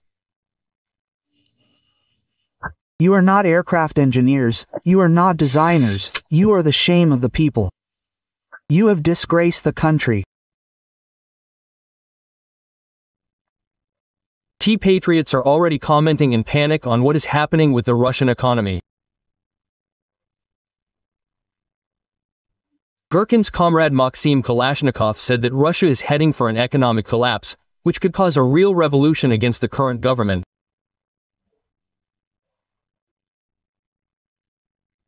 He admitted that Putin's assurance that the economy is growing and sanctions have benefited Russia is a blatant lie. And in reality, their economy is starting to collapse. Despite all these cheerful statements that everything is fine, everything is moving forward, we are winning. No, guys, unfortunately, the situation is very bad. I have long forgotten, ignoring the words about unprecedented economic growth. That's it, even officially it has stopped. That we have the fourth economy in the world in terms of purchasing power parity, one cannot help but see what is happening in the rear, namely in the economy. He also interviewed Vladimir Baglayev, director of the Cherepovets foundry and mechanical plant, who said that production could soon stop completely, followed by a wave of bankruptcies at enterprises. According to him, there is a serious crisis in Russian mechanical engineering, which is why free vacations are being introduced, the work week is being shortened, and teams are breaking up. A new process is beginning with credit payments, then our production begins to fall, the GBP falls, and first of all, production with high added value falls. As a rule, it starts with the fact that you do not have enough sales for your products and you start having problems with liquidity and cash flows. In this situation, the first thing you have to save on, there are no other options. This is a reduction in the level of wages for workers. You have been gathering them, preparing them, teaching them for 3 years. There were not enough turners, welders, plowmen. And now you are talking about a 4-day week, unpaid leave and everything else. For example, the largest plant, Rosamash, where tens of thousands of people work, was also on the verge of bankruptcy. Russia had all the resources to develop the country, many sources of income and successful enterprises. But instead of growth, they chose to ruin their country through a war of conquest against Ukraine, killing hundreds of thousands of Russians and destroying their own economy. And all this for the sake of the ruins of Ukrainian cities, which no one is going to restore. We, as a plant, were one of those who supplied products to both Roselmarsh and the Jurovsky plant. I have not supplied to either for more than 6 months. Those unpleasant things that happen at Roselmash. You see, here's one problem, in my opinion, due to the scale of this company, the trouble, that is happening there, it has become widely known to the whole country, but because they are big, because they cannot go unnoticed, but these are only funds from the very top. After all, everyone has the same situation. That is, they also have 12,000 people working there, who work at the main enterprises at Roselmash. In total in the country about 60,000 people in mechanical engineering and in production with high added value 60,000 people. So, their sales have stopped. Now these bankruptcies are not declared only because people, even under the risk of criminal prosecution, understand that if they declare this case, then what they have been doing for 15 to 20 years, recreating factories in Rostov, in St. Petersburg, in Yaroslavl, in Tutayev, this is everything that people have put their health efforts there for the last 15 years, reviving these enterprises, it will all go down the drain, simply because they will lose their youth and declare themselves bankrupt. And people are taking risks, but this is yes, up to a certain limit. Our ruble has gone down, it was 100, it became 79. Guys, I want to ask, do you understand what this means? That all the Chinese, which had duties from 0 to 5%, today became 25% cheaper on our market? And then the question arises, are you still surprised that all our trucks have filled all the roads, and Kamaz trucks are no longer bought in warehouses? We can state that an economic explosion is being prepared in the rear, which should literally burst out in a few months, that a crisis of non-payments will be generated, like in the 90s, the terrible 90s, which led to the shutdown of enterprises, throwing people out onto the streets. This is simply obvious. So it is surprising that the central government lives in some kind of cocoon and does not understand, apparently, this problem. To be honest, what is happening now clearly depicts for me a continuation of Operation Spiderweb in our economic rear. We have already won with this SVO. Pensions are increased a little, and prices are immediately raised significantly. It is very difficult to live, very. In January to April 2025, sugar production in Russia fell by 32% year-on-year, sunflower oil by 15.5%. At the same time, overall food production began to decline for the first time since 2021. It is important that during this time, domestic entrepreneurs have learned to work under sanctions, adapted to them, thought out and launched alternative mechanisms for cooperation with foreign partners, with those who want to work with us. In addition, sanctions have become a kind of even additional catalyst for positive structural changes in our economy. Expensive loans, higher taxes, falling harvests and the lack of imported seeds have led to a sharp decline. Production of 3 basic food products in Russia. In April alone, according to Rosstat, Russian factories produced 35,000 tons less sugar than a year earlier. That's minus 36%. Vegetable oil was 108,000 tons less, down almost 16%. Sunflower oil production is declining because it is causing losses. It has become more profitable to sell the sunflower harvest for export in unprocessed form, since retail prices for oil do not cover the costs of producers, and retailers do not risk raising them due to pressure from the authorities. At the same time, at least 2 sunflower oil factories in Russia have already stopped production due to financial problems since the beginning of the year. Well, I'll kick their asses. Also, flour production has become unprofitable due to the high key rate. In February, the Union of Flour and Cereal Enterprises warned the Ministry of Agriculture about the threat of mass bankruptcies due to the growth of loan rates to 25% per annum and higher. 2 months later, in April, the Geinholding Group of companies, one of the largest flour and bread producers in the country, was on the verge of bankruptcy. Putin has acknowledged the potato shortage that has formed in Russia. Much more needs to be done. You probably know all this. Potatoes, vegetables, some sugar beets. We don't have enough of this. We need to ensure the stability of these processing industries, among other things. Russia is gripped by a potato crisis. According to the Federal Statistics Service, the price that Russians pay for it has jumped to a record high, increasing by almost 50% this year alone. Thus, potatoes have recorded the largest price increase among all monitored food products. This happened after prices almost doubled in 2024 amid poor harvests. Of course, you can buy potatoes in Belarus. They are big experts in potatoes there, but they have quite a lot of their own too.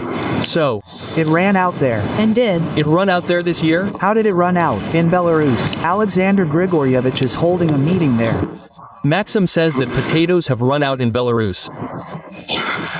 Something like that. The salary, frankly speaking, is not small in the country. The average, which, let's take, it allows you to buy a significantly larger number of bottles than, for example, the average salary of the Soviet period. What can you say here? The funnier the state, the higher the arrogance of individual crazy people.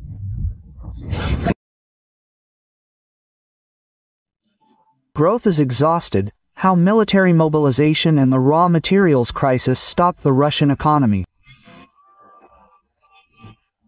The Russian economy, which in 2023-24 demonstrated record growth rates of up to 4.5% per year. In the spring of 2025, it began to noticeably stall. Already in the first quarter of this year, annual GDP growth fell to 2%, the minimum level since the beginning of the Great War. Experts note that the peak of overheating was passed at the end of 2024, and the current slowdown was the result of the exhaustion of the potential for extensive growth due to the mobilization of the economy for military needs. Let's cancel the damn pensions. Propagandist Sergei Mordin figured out how to solve demographic problems in Russia.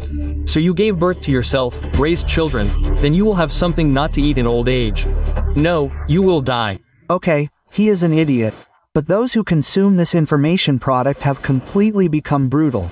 Transfer of resources to the military sector and stagnation of civilian industries. The main factor in the slowdown. Large-scale transfer of resources to the defense sector. According to the Center for Macroeconomic Analysis and Short-Term Forecasting, CMASF, the civilian industry went into recession in the first quarter of 2025. Production volume fell by 0.8% per month. And in a number of industries, electrical equipment, mechanical engineering, building materials, the decline was even deeper. Financing the war requires constant investments in the military-industrial complex, which leads to a shortage of investment and personnel in civilian sectors. The high key rate of the central bank of 20% additionally restrains economic activity and makes it difficult to access loans. Colossal injections of funds into the military-industrial complex, a drop in oil prices as a result of Western sanctions, an increase in the inflation rate of more than 10%, as well as an increase in the key rate to a record level of 21% have led to the fact that the standard of living in Russia is rapidly declining. Falling oil and gas revenues. The second reason for stagnation is the decline in oil and gas revenues.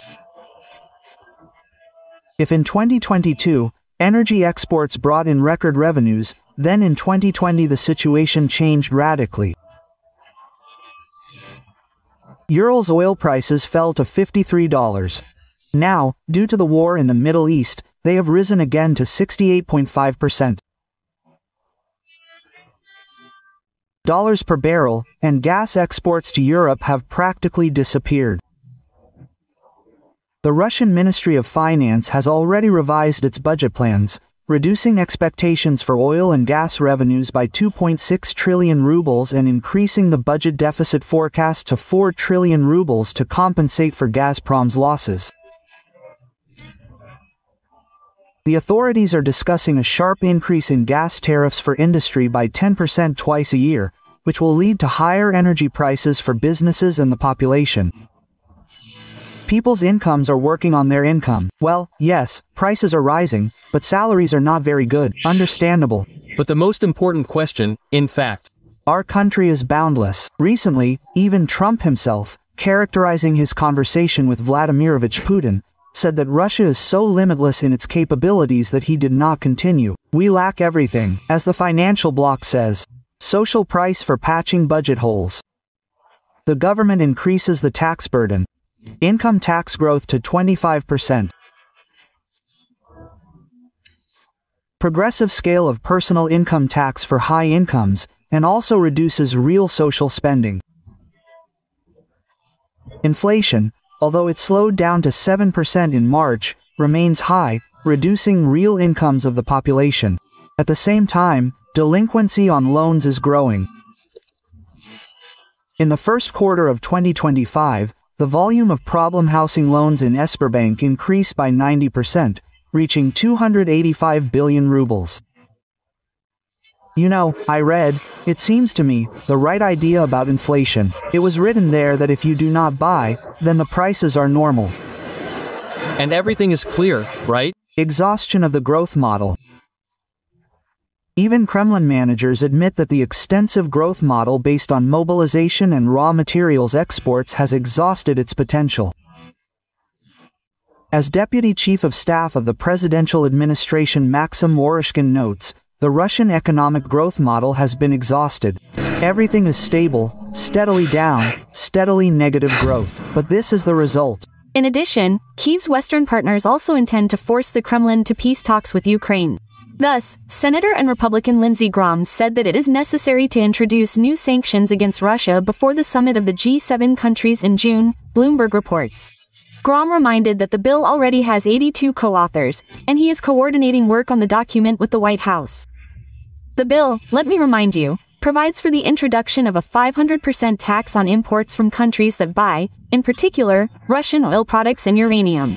What will happen next? The Russian economy is already close to the line. Reserves are running out. The growth model is not working, and the war is accelerating degradation. Higher tariffs, stagnation, inflation and rising poverty are the direct consequences of the course of recent years. If the situation does not change, then in the near future Russia may again face the need for mass imports of food and essential goods, like in the 90s, when Bush's famous legs appeared on the shelves.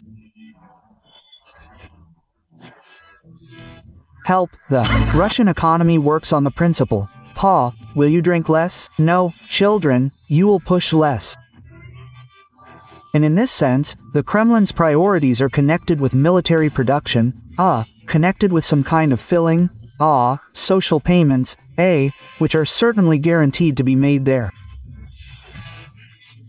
Yes, they are not indexed the way people would like. Yes, they do not cover, they are becoming less due to inflation, but nevertheless they are paid. These will be the priorities. This means, as we have already said, fewer roads will be built, fewer bridges will be repaired, less dilapidated housing will be resettled, and the housing and utilities networks will remain in the form in which they are, in which we are accustomed to seeing them all.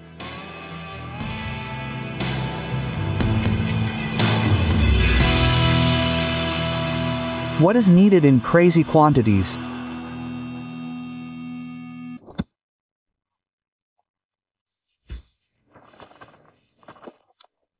How do you imagine this? Well, really, how do you imagine this? Is this collective irresponsibility? Is this mutual responsibility? I really don't. I don't understand. How is this possible? The country is at war. We need light aircraft, and in large quantities. Aviation, which now needs to be equipped with modern weapons and solve the problem of intercepting all that unmanned crap with which they are trying to attack our regions.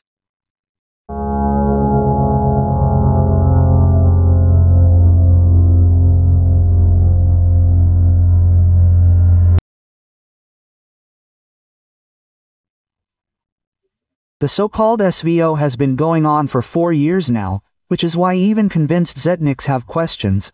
What are they doing at all, and why are they not using their capabilities to the fullest? And here the same forbidden question begins to be born. Maybe they just don't have these capabilities? Colonel Rustam Klupov is perplexed. Why hasn't Russia delivered that crushing blow that would have accelerated their desired victory? We are not using all our capabilities, not all our resources. The disruption of logistics is also here. Maybe, repeating itself. Yes, it can't be, but repeating itself. We have talked about this very often. We also talk about these notorious bridges across the Dnieper. And the whole war consists of 2 parameters. These are technical capabilities and political will.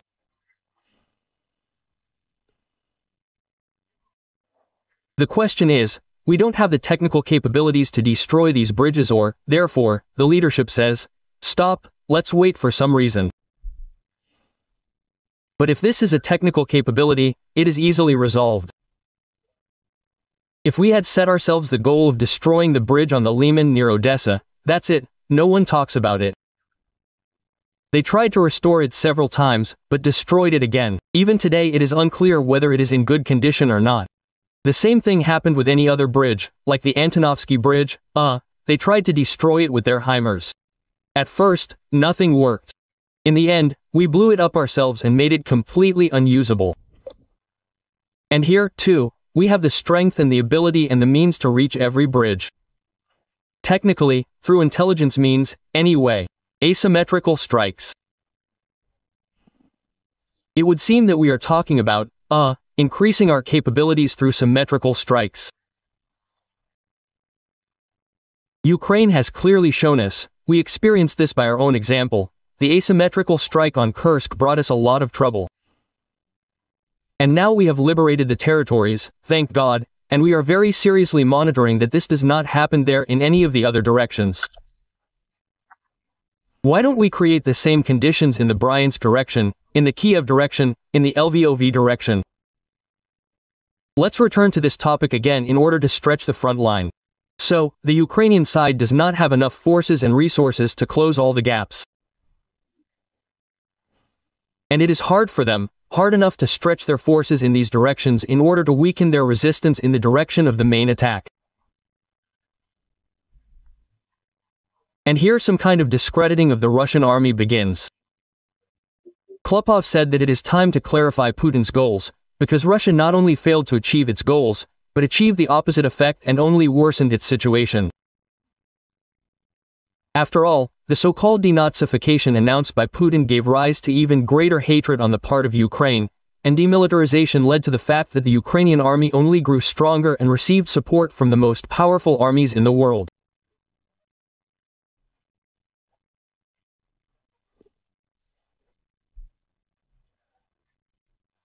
Now, after 3 years, the question arises about refining the military-political goals, taking into account how NATO has performed as a whole, how individual states have performed, how the defensive, Ukraine is being built and how effective, therefore, are the previously set goals, because they set the goal of denazification, gave birth to a whole galaxy of followers of these Nazis, set themselves the goal of demilitarization, but led to the complete militarization of both society, therefore, and the state of this country.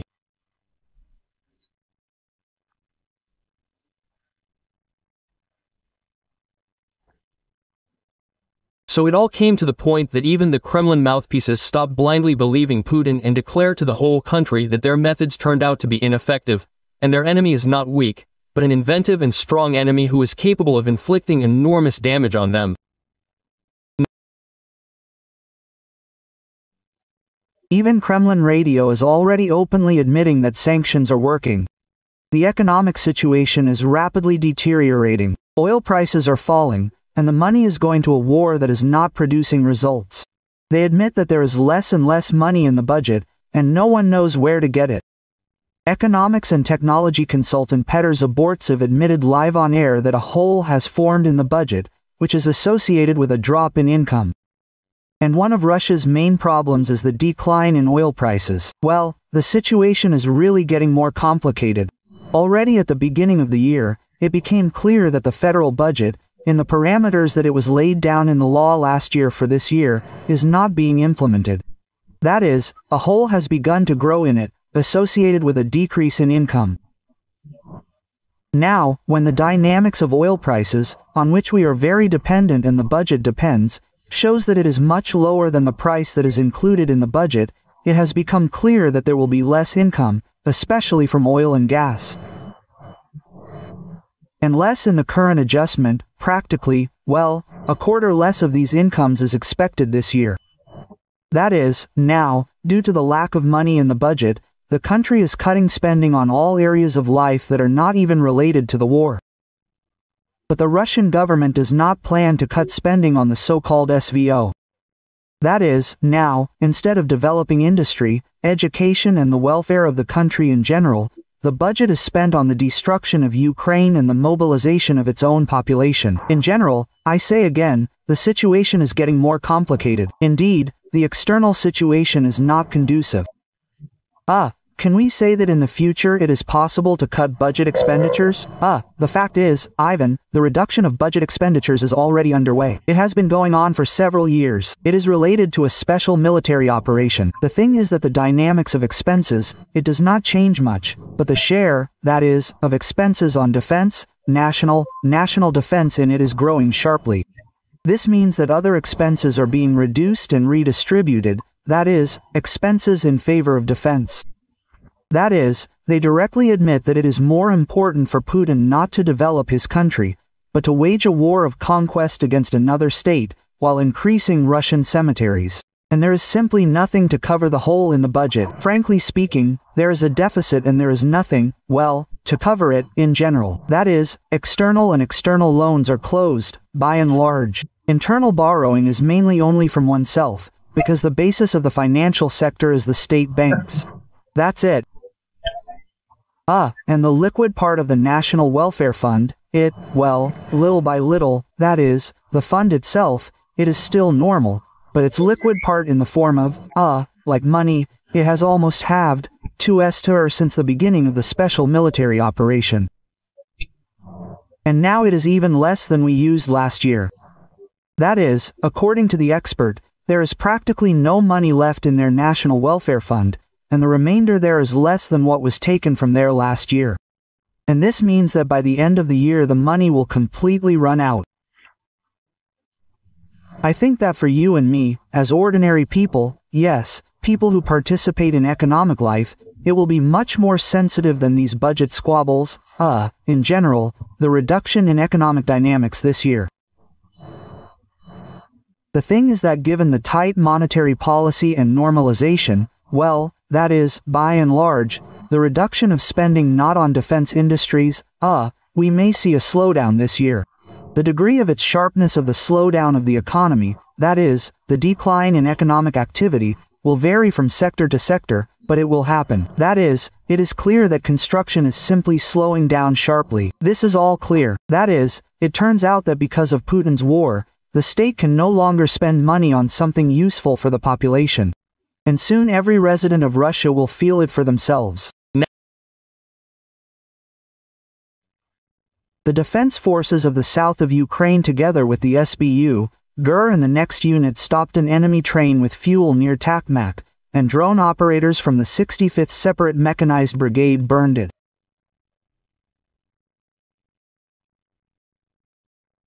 As a result of the operation, several tanks with fuel, which was intended for use by the Russian occupation army, were destroyed. Where the foot of the Russian soldier steps, there is ours. The Solovyov channel unexpectedly admitted that television is lying and shows an overly optimistic picture of what is happening at the front. After all, in reality, their advance is very slow and almost unnoticeable. According to Colonel Rustam Klupov, he said that the front is in stagnation and they have not seen serious breakthroughs for a long time. Assessing the situation on the fronts over the past week, we can conclude that the front, regardless of the fact that here is a rosy picture, is rosy in the wrong sense. Such a promising picture we have, therefore, on television screens. In fact, the front is in a certain degree of stagnation. There are no serious activations in any of the directions. The front continues to move with such a creeping advance. Well, on the one hand, this is good, but on the other hand, the progress is quite slow. They said about the regions in Ukraine that we consider ours. Yes, I have said many times that I consider the Russian and Ukrainian people to be one people. In fact, in this sense, all of Ukraine is ours.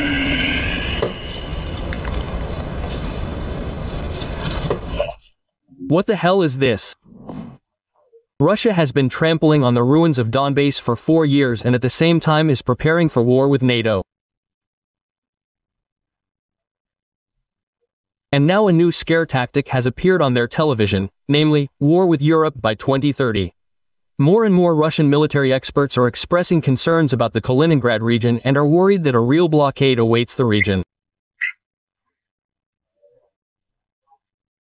A major conflict with Europe awaits us ahead, so now we are only preparing for it, judging by the trends that are happening. The situation is quite alarming. But there is another monkey with a grenade, in which everything is being armed, and armed. These are the Europeans. They are really going to fight us at least there by 2030. Why are Estonia and the Baltics really mining the borders, really laying dragon's teeth? Then there is the answer to the question. Of course, there is. Because sooner or later they will blockade Kaliningrad for us. The enemy has already announced that he is preparing for war with Russia by 2028 to 30. How will they achieve this? Either by blocking the Kaliningrad region, or by violating the rights of the Russian-speaking population in the Baltics, or by violating the rights of polar bears there, or is it? Not so important. It is. Not so important, but the goal has been set, the task has been set. The goal has been set to prepare NATO for war with Russia. 28th-30th year.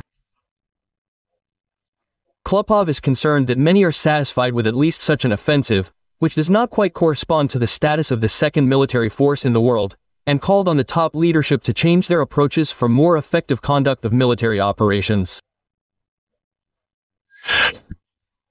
Therefore, based on this, one cannot say, but it is necessary to once again raise the issue of changes at the front, a change in this position. Maybe someone is satisfied with this, that thank God, that at least we are advancing like this, without any breakthroughs. We have talked a lot about the lack of space, the unmanned nature of the work equipment, the role of artillery in modern warfare, armored forces. But nevertheless, we also have a general staff, which leads both academies and research institutes. We need to get out of this situation, this creeping offensive, new forms and methods of using troops. And, accordingly, based on this, it is necessary to return again to the issue of destroying the leadership. Here Israel showed us that they practically beheaded both Qasr and the armed forces of Iran. That is, after so many years, Russian television still does not understand how they can defeat Ukraine and how they can change the methods of waging war to achieve results. After all, the creeping offensive suits everyone, despite the colossal losses and depletion of the economy. We have such an old, well, this is not a proverb, not a parable, but an old rule. Where the foot of a Russian soldier steps, ours steps. This is just an amazing. Putin said that he is ready for negotiations with Zelensky, but there is a nuance. Well, this is dangerous. We are ready to meet. I am ready to meet with everyone, including Zelensky. If the Ukrainian state trusts someone to conduct negotiations, for God's sake, let it be Zelensky, Putin said in a conversation with journalists. For God's sake, let it be Zelensky. That is not the question. Who will sign the document? God, I'm finished. According to Putin, the main question is who will sign the documents. He again spoke about Zelensky allegedly being illegitimate. Moreover, Putin threatened to worsen the situation for Ukraine. If Kyiv refuses to negotiate with Moscow, they will not negotiate, the situation may change for the worse for them. There is no need to drag it out, we need to sit down and negotiate, the head of the Kremlin said. If we continue to fight further, and many watch, some in quotes, on TG say that we can fight forever, this is nonsense. And we have very strong large losses. Putin also assured that Russia is allegedly trying to end the hostilities in Ukraine. Yes, there is. No need to decide, that's it. Because otherwise, look, I say it again, the scales begin to strategically tip in favor of our enemy. And the strike was not on residential areas, but on defense industry facilities, on factories that produce military equipment. This is what we are doing. And here we are making no secret. One of the goals of the special military operation is the demilitarization of Ukraine. The first basic truth. Russia will not be able to leave the war voluntarily, does not want to and will not, because war is a way of existence for this type of state. That is, they threw away all the chaff, implemented the concept of control over the internal people, over its own citizens, yes, through war. And, accordingly, this is the only form of existence of Putin's state. Yes, there are no other forms of this state, there will not be. And, accordingly, it will not be able to leave voluntarily, I emphasize, regardless of the negotiation processes. Don't you see that our guys are giving their lives? They are not just speaking out, they are not just talking, but with their lives they are defending the rights of not only the African continent, but all people on our planet.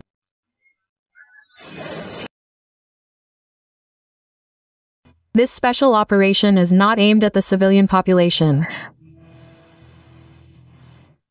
It does not pursue the goal of seizing the country's territory. And our army did not come to seize, but to help. Don't you think that Ukraine is still an ambition, an unhealthy ambition of one person in the Russian Federation? Regarding the regions that we consider ours, I consider the Russian and Ukrainian people to be one people. All of Ukraine is ours. Wherever the foot of a Russian soldier steps, that is ours. We do not have the goal of taking money, but I do not rule it out. The Russian and Ukrainian people are one people. In fact, in this sense, all of Ukraine is ours. If he used to say that they are a brotherly people, now lately he has been saying all the time that they are one people. What can I say? Putin's goal from the very beginning was all of Ukraine. That is why on February 24, 2022, he went in columns to Kyiv, Kharkiv and other cities clockwise all the way to Odessa. And if he did not reach Odessa, it is only because he was stopped near Nikolaev. They are not there. Why? Because they got it. That's all. And if he lost Kherson, it was only because he was driven out of there by Ukrainian troops, just as he was driven out of Kyiv, Chernigov, Sumy and Kharkiv. And where are they now? Kiev region. Perhaps the difference between then and now is that Putin used to be forced to disguise his intentions under some euphemisms, because he was rebuffed, including by Biden, no matter how insufficient the American aid provided to Ukraine was, and now he has become so bold that he does not consider it necessary to hide his intentions. So he says, we want everything, where we get to, we will get there. We will take as much as we can, quote, but we will not stop. We need all of Ukraine. We call it different things. We call it denazification. Try to achieve denazification if we do not have political control over this territory. We need demilitarization. Try to ensure militarization, that is, the absence of military power in a country that is independent, sovereign and has the support of NATO. This is impossible without establishing control over the entirety of this territory. Not Lugansk and Donetsk will be ours, but all of Ukraine. And all of this is more than Lugansk and Donetsk. But there is a nuance. I want to take and I can take. These are different things.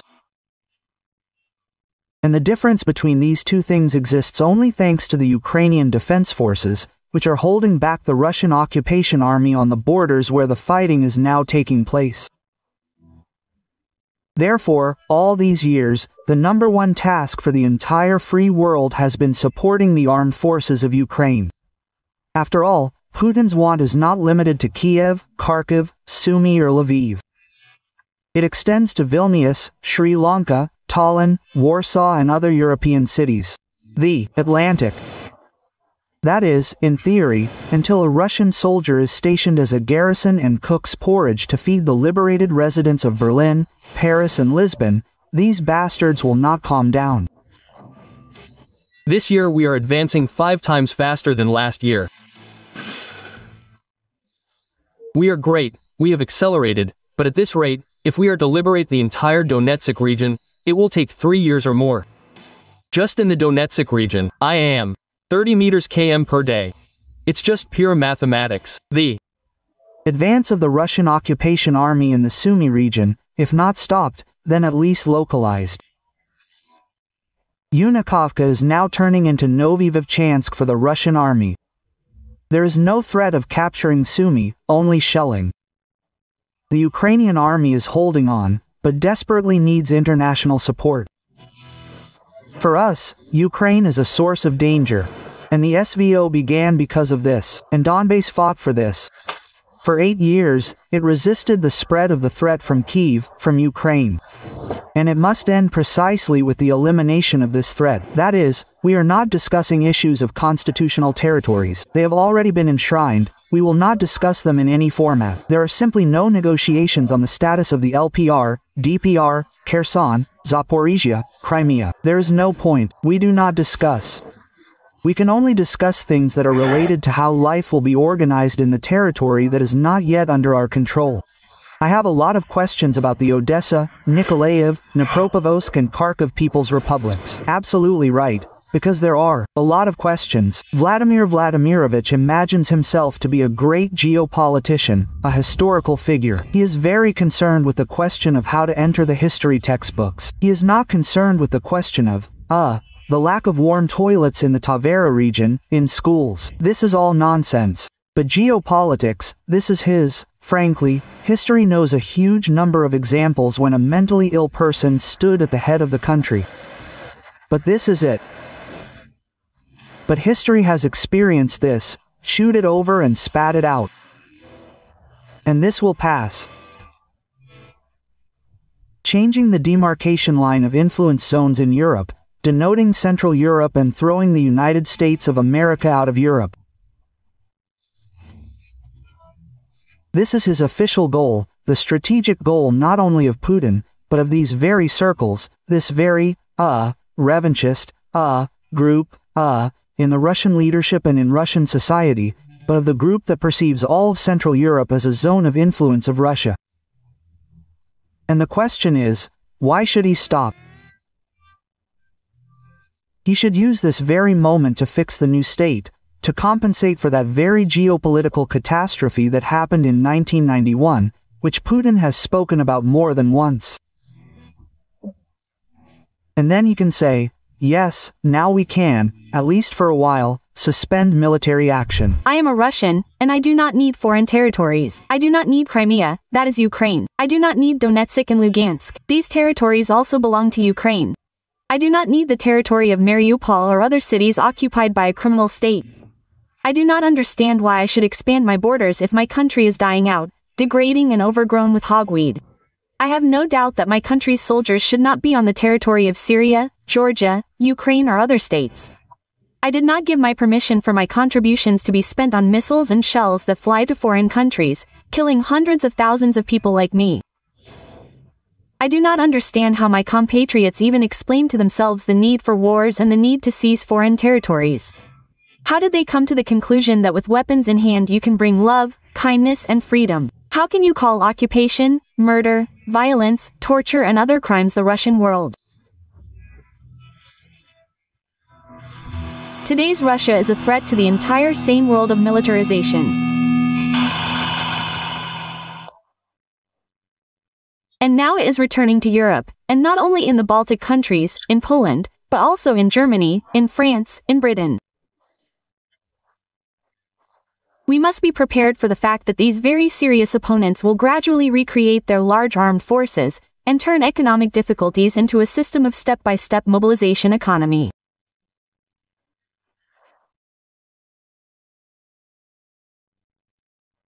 The Atomic Energy Organization of Iran announced that the Islamic Republic will significantly increase the production of enriched uranium. A new enrichment facility is being commissioned on a previously prepared site. The first-generation centrifuges at the Fordow facility will be replaced with new sixth-generation ones. And some small things. We will reduce cooperation with the Megate, send inspectors.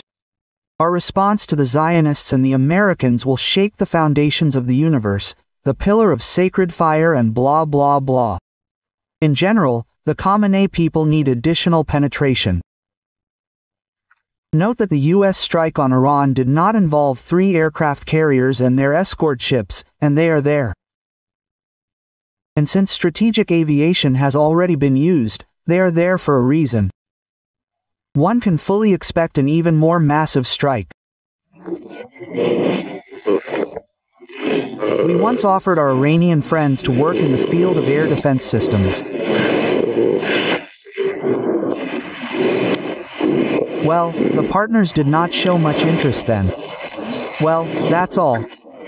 As for the treaty we mentioned, about strategic partnership, there are no articles related to the defense sphere. That's the second thing. And thirdly, our Iranian friends are not asking us about this, so there is practically nothing to discuss.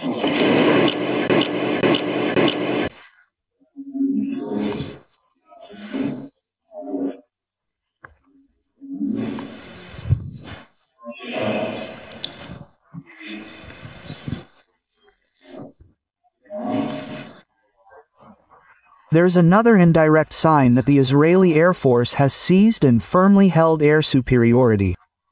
This is information about the losses of Israeli aircraft. Well, there is no information that would say that the Iranian side is going to show captured pilots and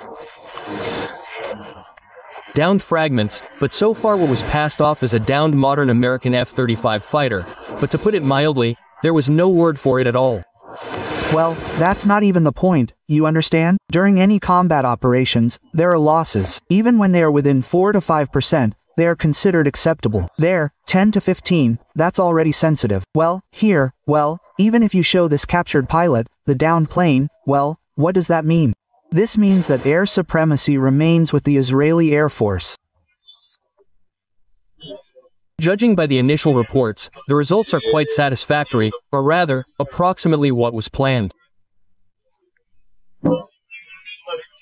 Of course, we are talking about an event of colossal importance for the Middle East region and for world politics in general, for the situation in the Middle East. The Americans intervened in the war. This changes the situation both from a military and strategic point of view, because after the military, of course, the Americans are able to add more to Israel's capabilities. They have already done this. Accordingly, certain military problems can be resolved more radically and more quickly. But besides everything else, by intervening in the war, the Americans took upon themselves, perhaps to a significant extent, I will not say responsibility, but, let's say, responsibility for some kind of political settlement, hypothetical. That is, if Iran does agree to some kind of settlement, then, in fact, it will be with the Americans, who, if earlier they were, well, let's call it that, involved in a voluntary mode, now they are direct participants. Well, and, in addition, a variety of scenarios are possible. Iranian strikes on the Americans. I was literally not aware of the last minutes. It seems like there was a strike on us. By the way, I managed to hear that you discussed the shelling of certain objects by the Iranians, in particular the statement on the Nastazione Institute for Biological Research. In fact, there is such an institute and it is a secret facility. It is related to the Ministry of Defense, but I can say firsthand that I do not know what else was the target, but tens of meters from my house, literally several dozen in the middle of a residential area, a submunition exploded. In fact, I am now considering the damage from what happened. Submunitions are part of a multiple warhead of a missile that spreads out to hit a wide area. So, imagine, it was used against a city, from which the nearest military facility, I mean not from the city, from the place where the submunition landed, is very far. And on the other hand, a submunition, and they're spread over a city as a cluster munition. This is a sign of a direct war crime, when you shell a populated area. The principle, to cover a large area. There is no talk of any accuracy. And there is no talk of certain objects being there. The desire to hit as many people as possible. Fortunately, in our place this did not happen. Property damage is material. Well, a clear example of Iran's actions, no matter where they were aiming. In other cases, there are obvious cases of deliberate shelling of cities and the principle of whoever God sends. We have seen that over the last few days the American military has been moving troops closer to this region. Yes, there are ships and planes and so on. Tell me, do you think the Iranian authorities had any room to maneuver to, I don't know, somehow strengthen this facility in Fordow even more or do something to secure their, so to speak, peaceful nuclear program? No, of course, they didn't have the slightest opportunity. The only opportunity was to remove something from certain facilities if they assumed that they would be subject to strikes. Perhaps this was done, but in any case, it was a minor matter. To dismantle serious property. It's hard for me to say how it works technically, but in any case, it should take a lot of time from the point of view of air defense. Naturally, Iran had nothing to do here at all. By the way, in recent days I was especially amused by the statements of some Russian commentators that the Americans are afraid or will be afraid to strike this facility because of the alleged presence of Russian-made air defense systems somewhere there. Naturally, this was funny and could not have been an obstacle. However, the Russian-made systems were destroyed earlier by the Israeli army. In any case, the Iranians had nothing to do. The only thing that could have stopped this was if the Iranian government had accepted the demands of the United States. We understand this today, but they were not going to accept them. Either they did not believe that the Americans would dare, earlier, they did not believe that Israel would dare, or they believe that no matter what, we will not give up enriching uranium and are ready for an escalation. They have already received an escalation. And how can Russian people who have disgraced the great aviation industry calmly walk the earth?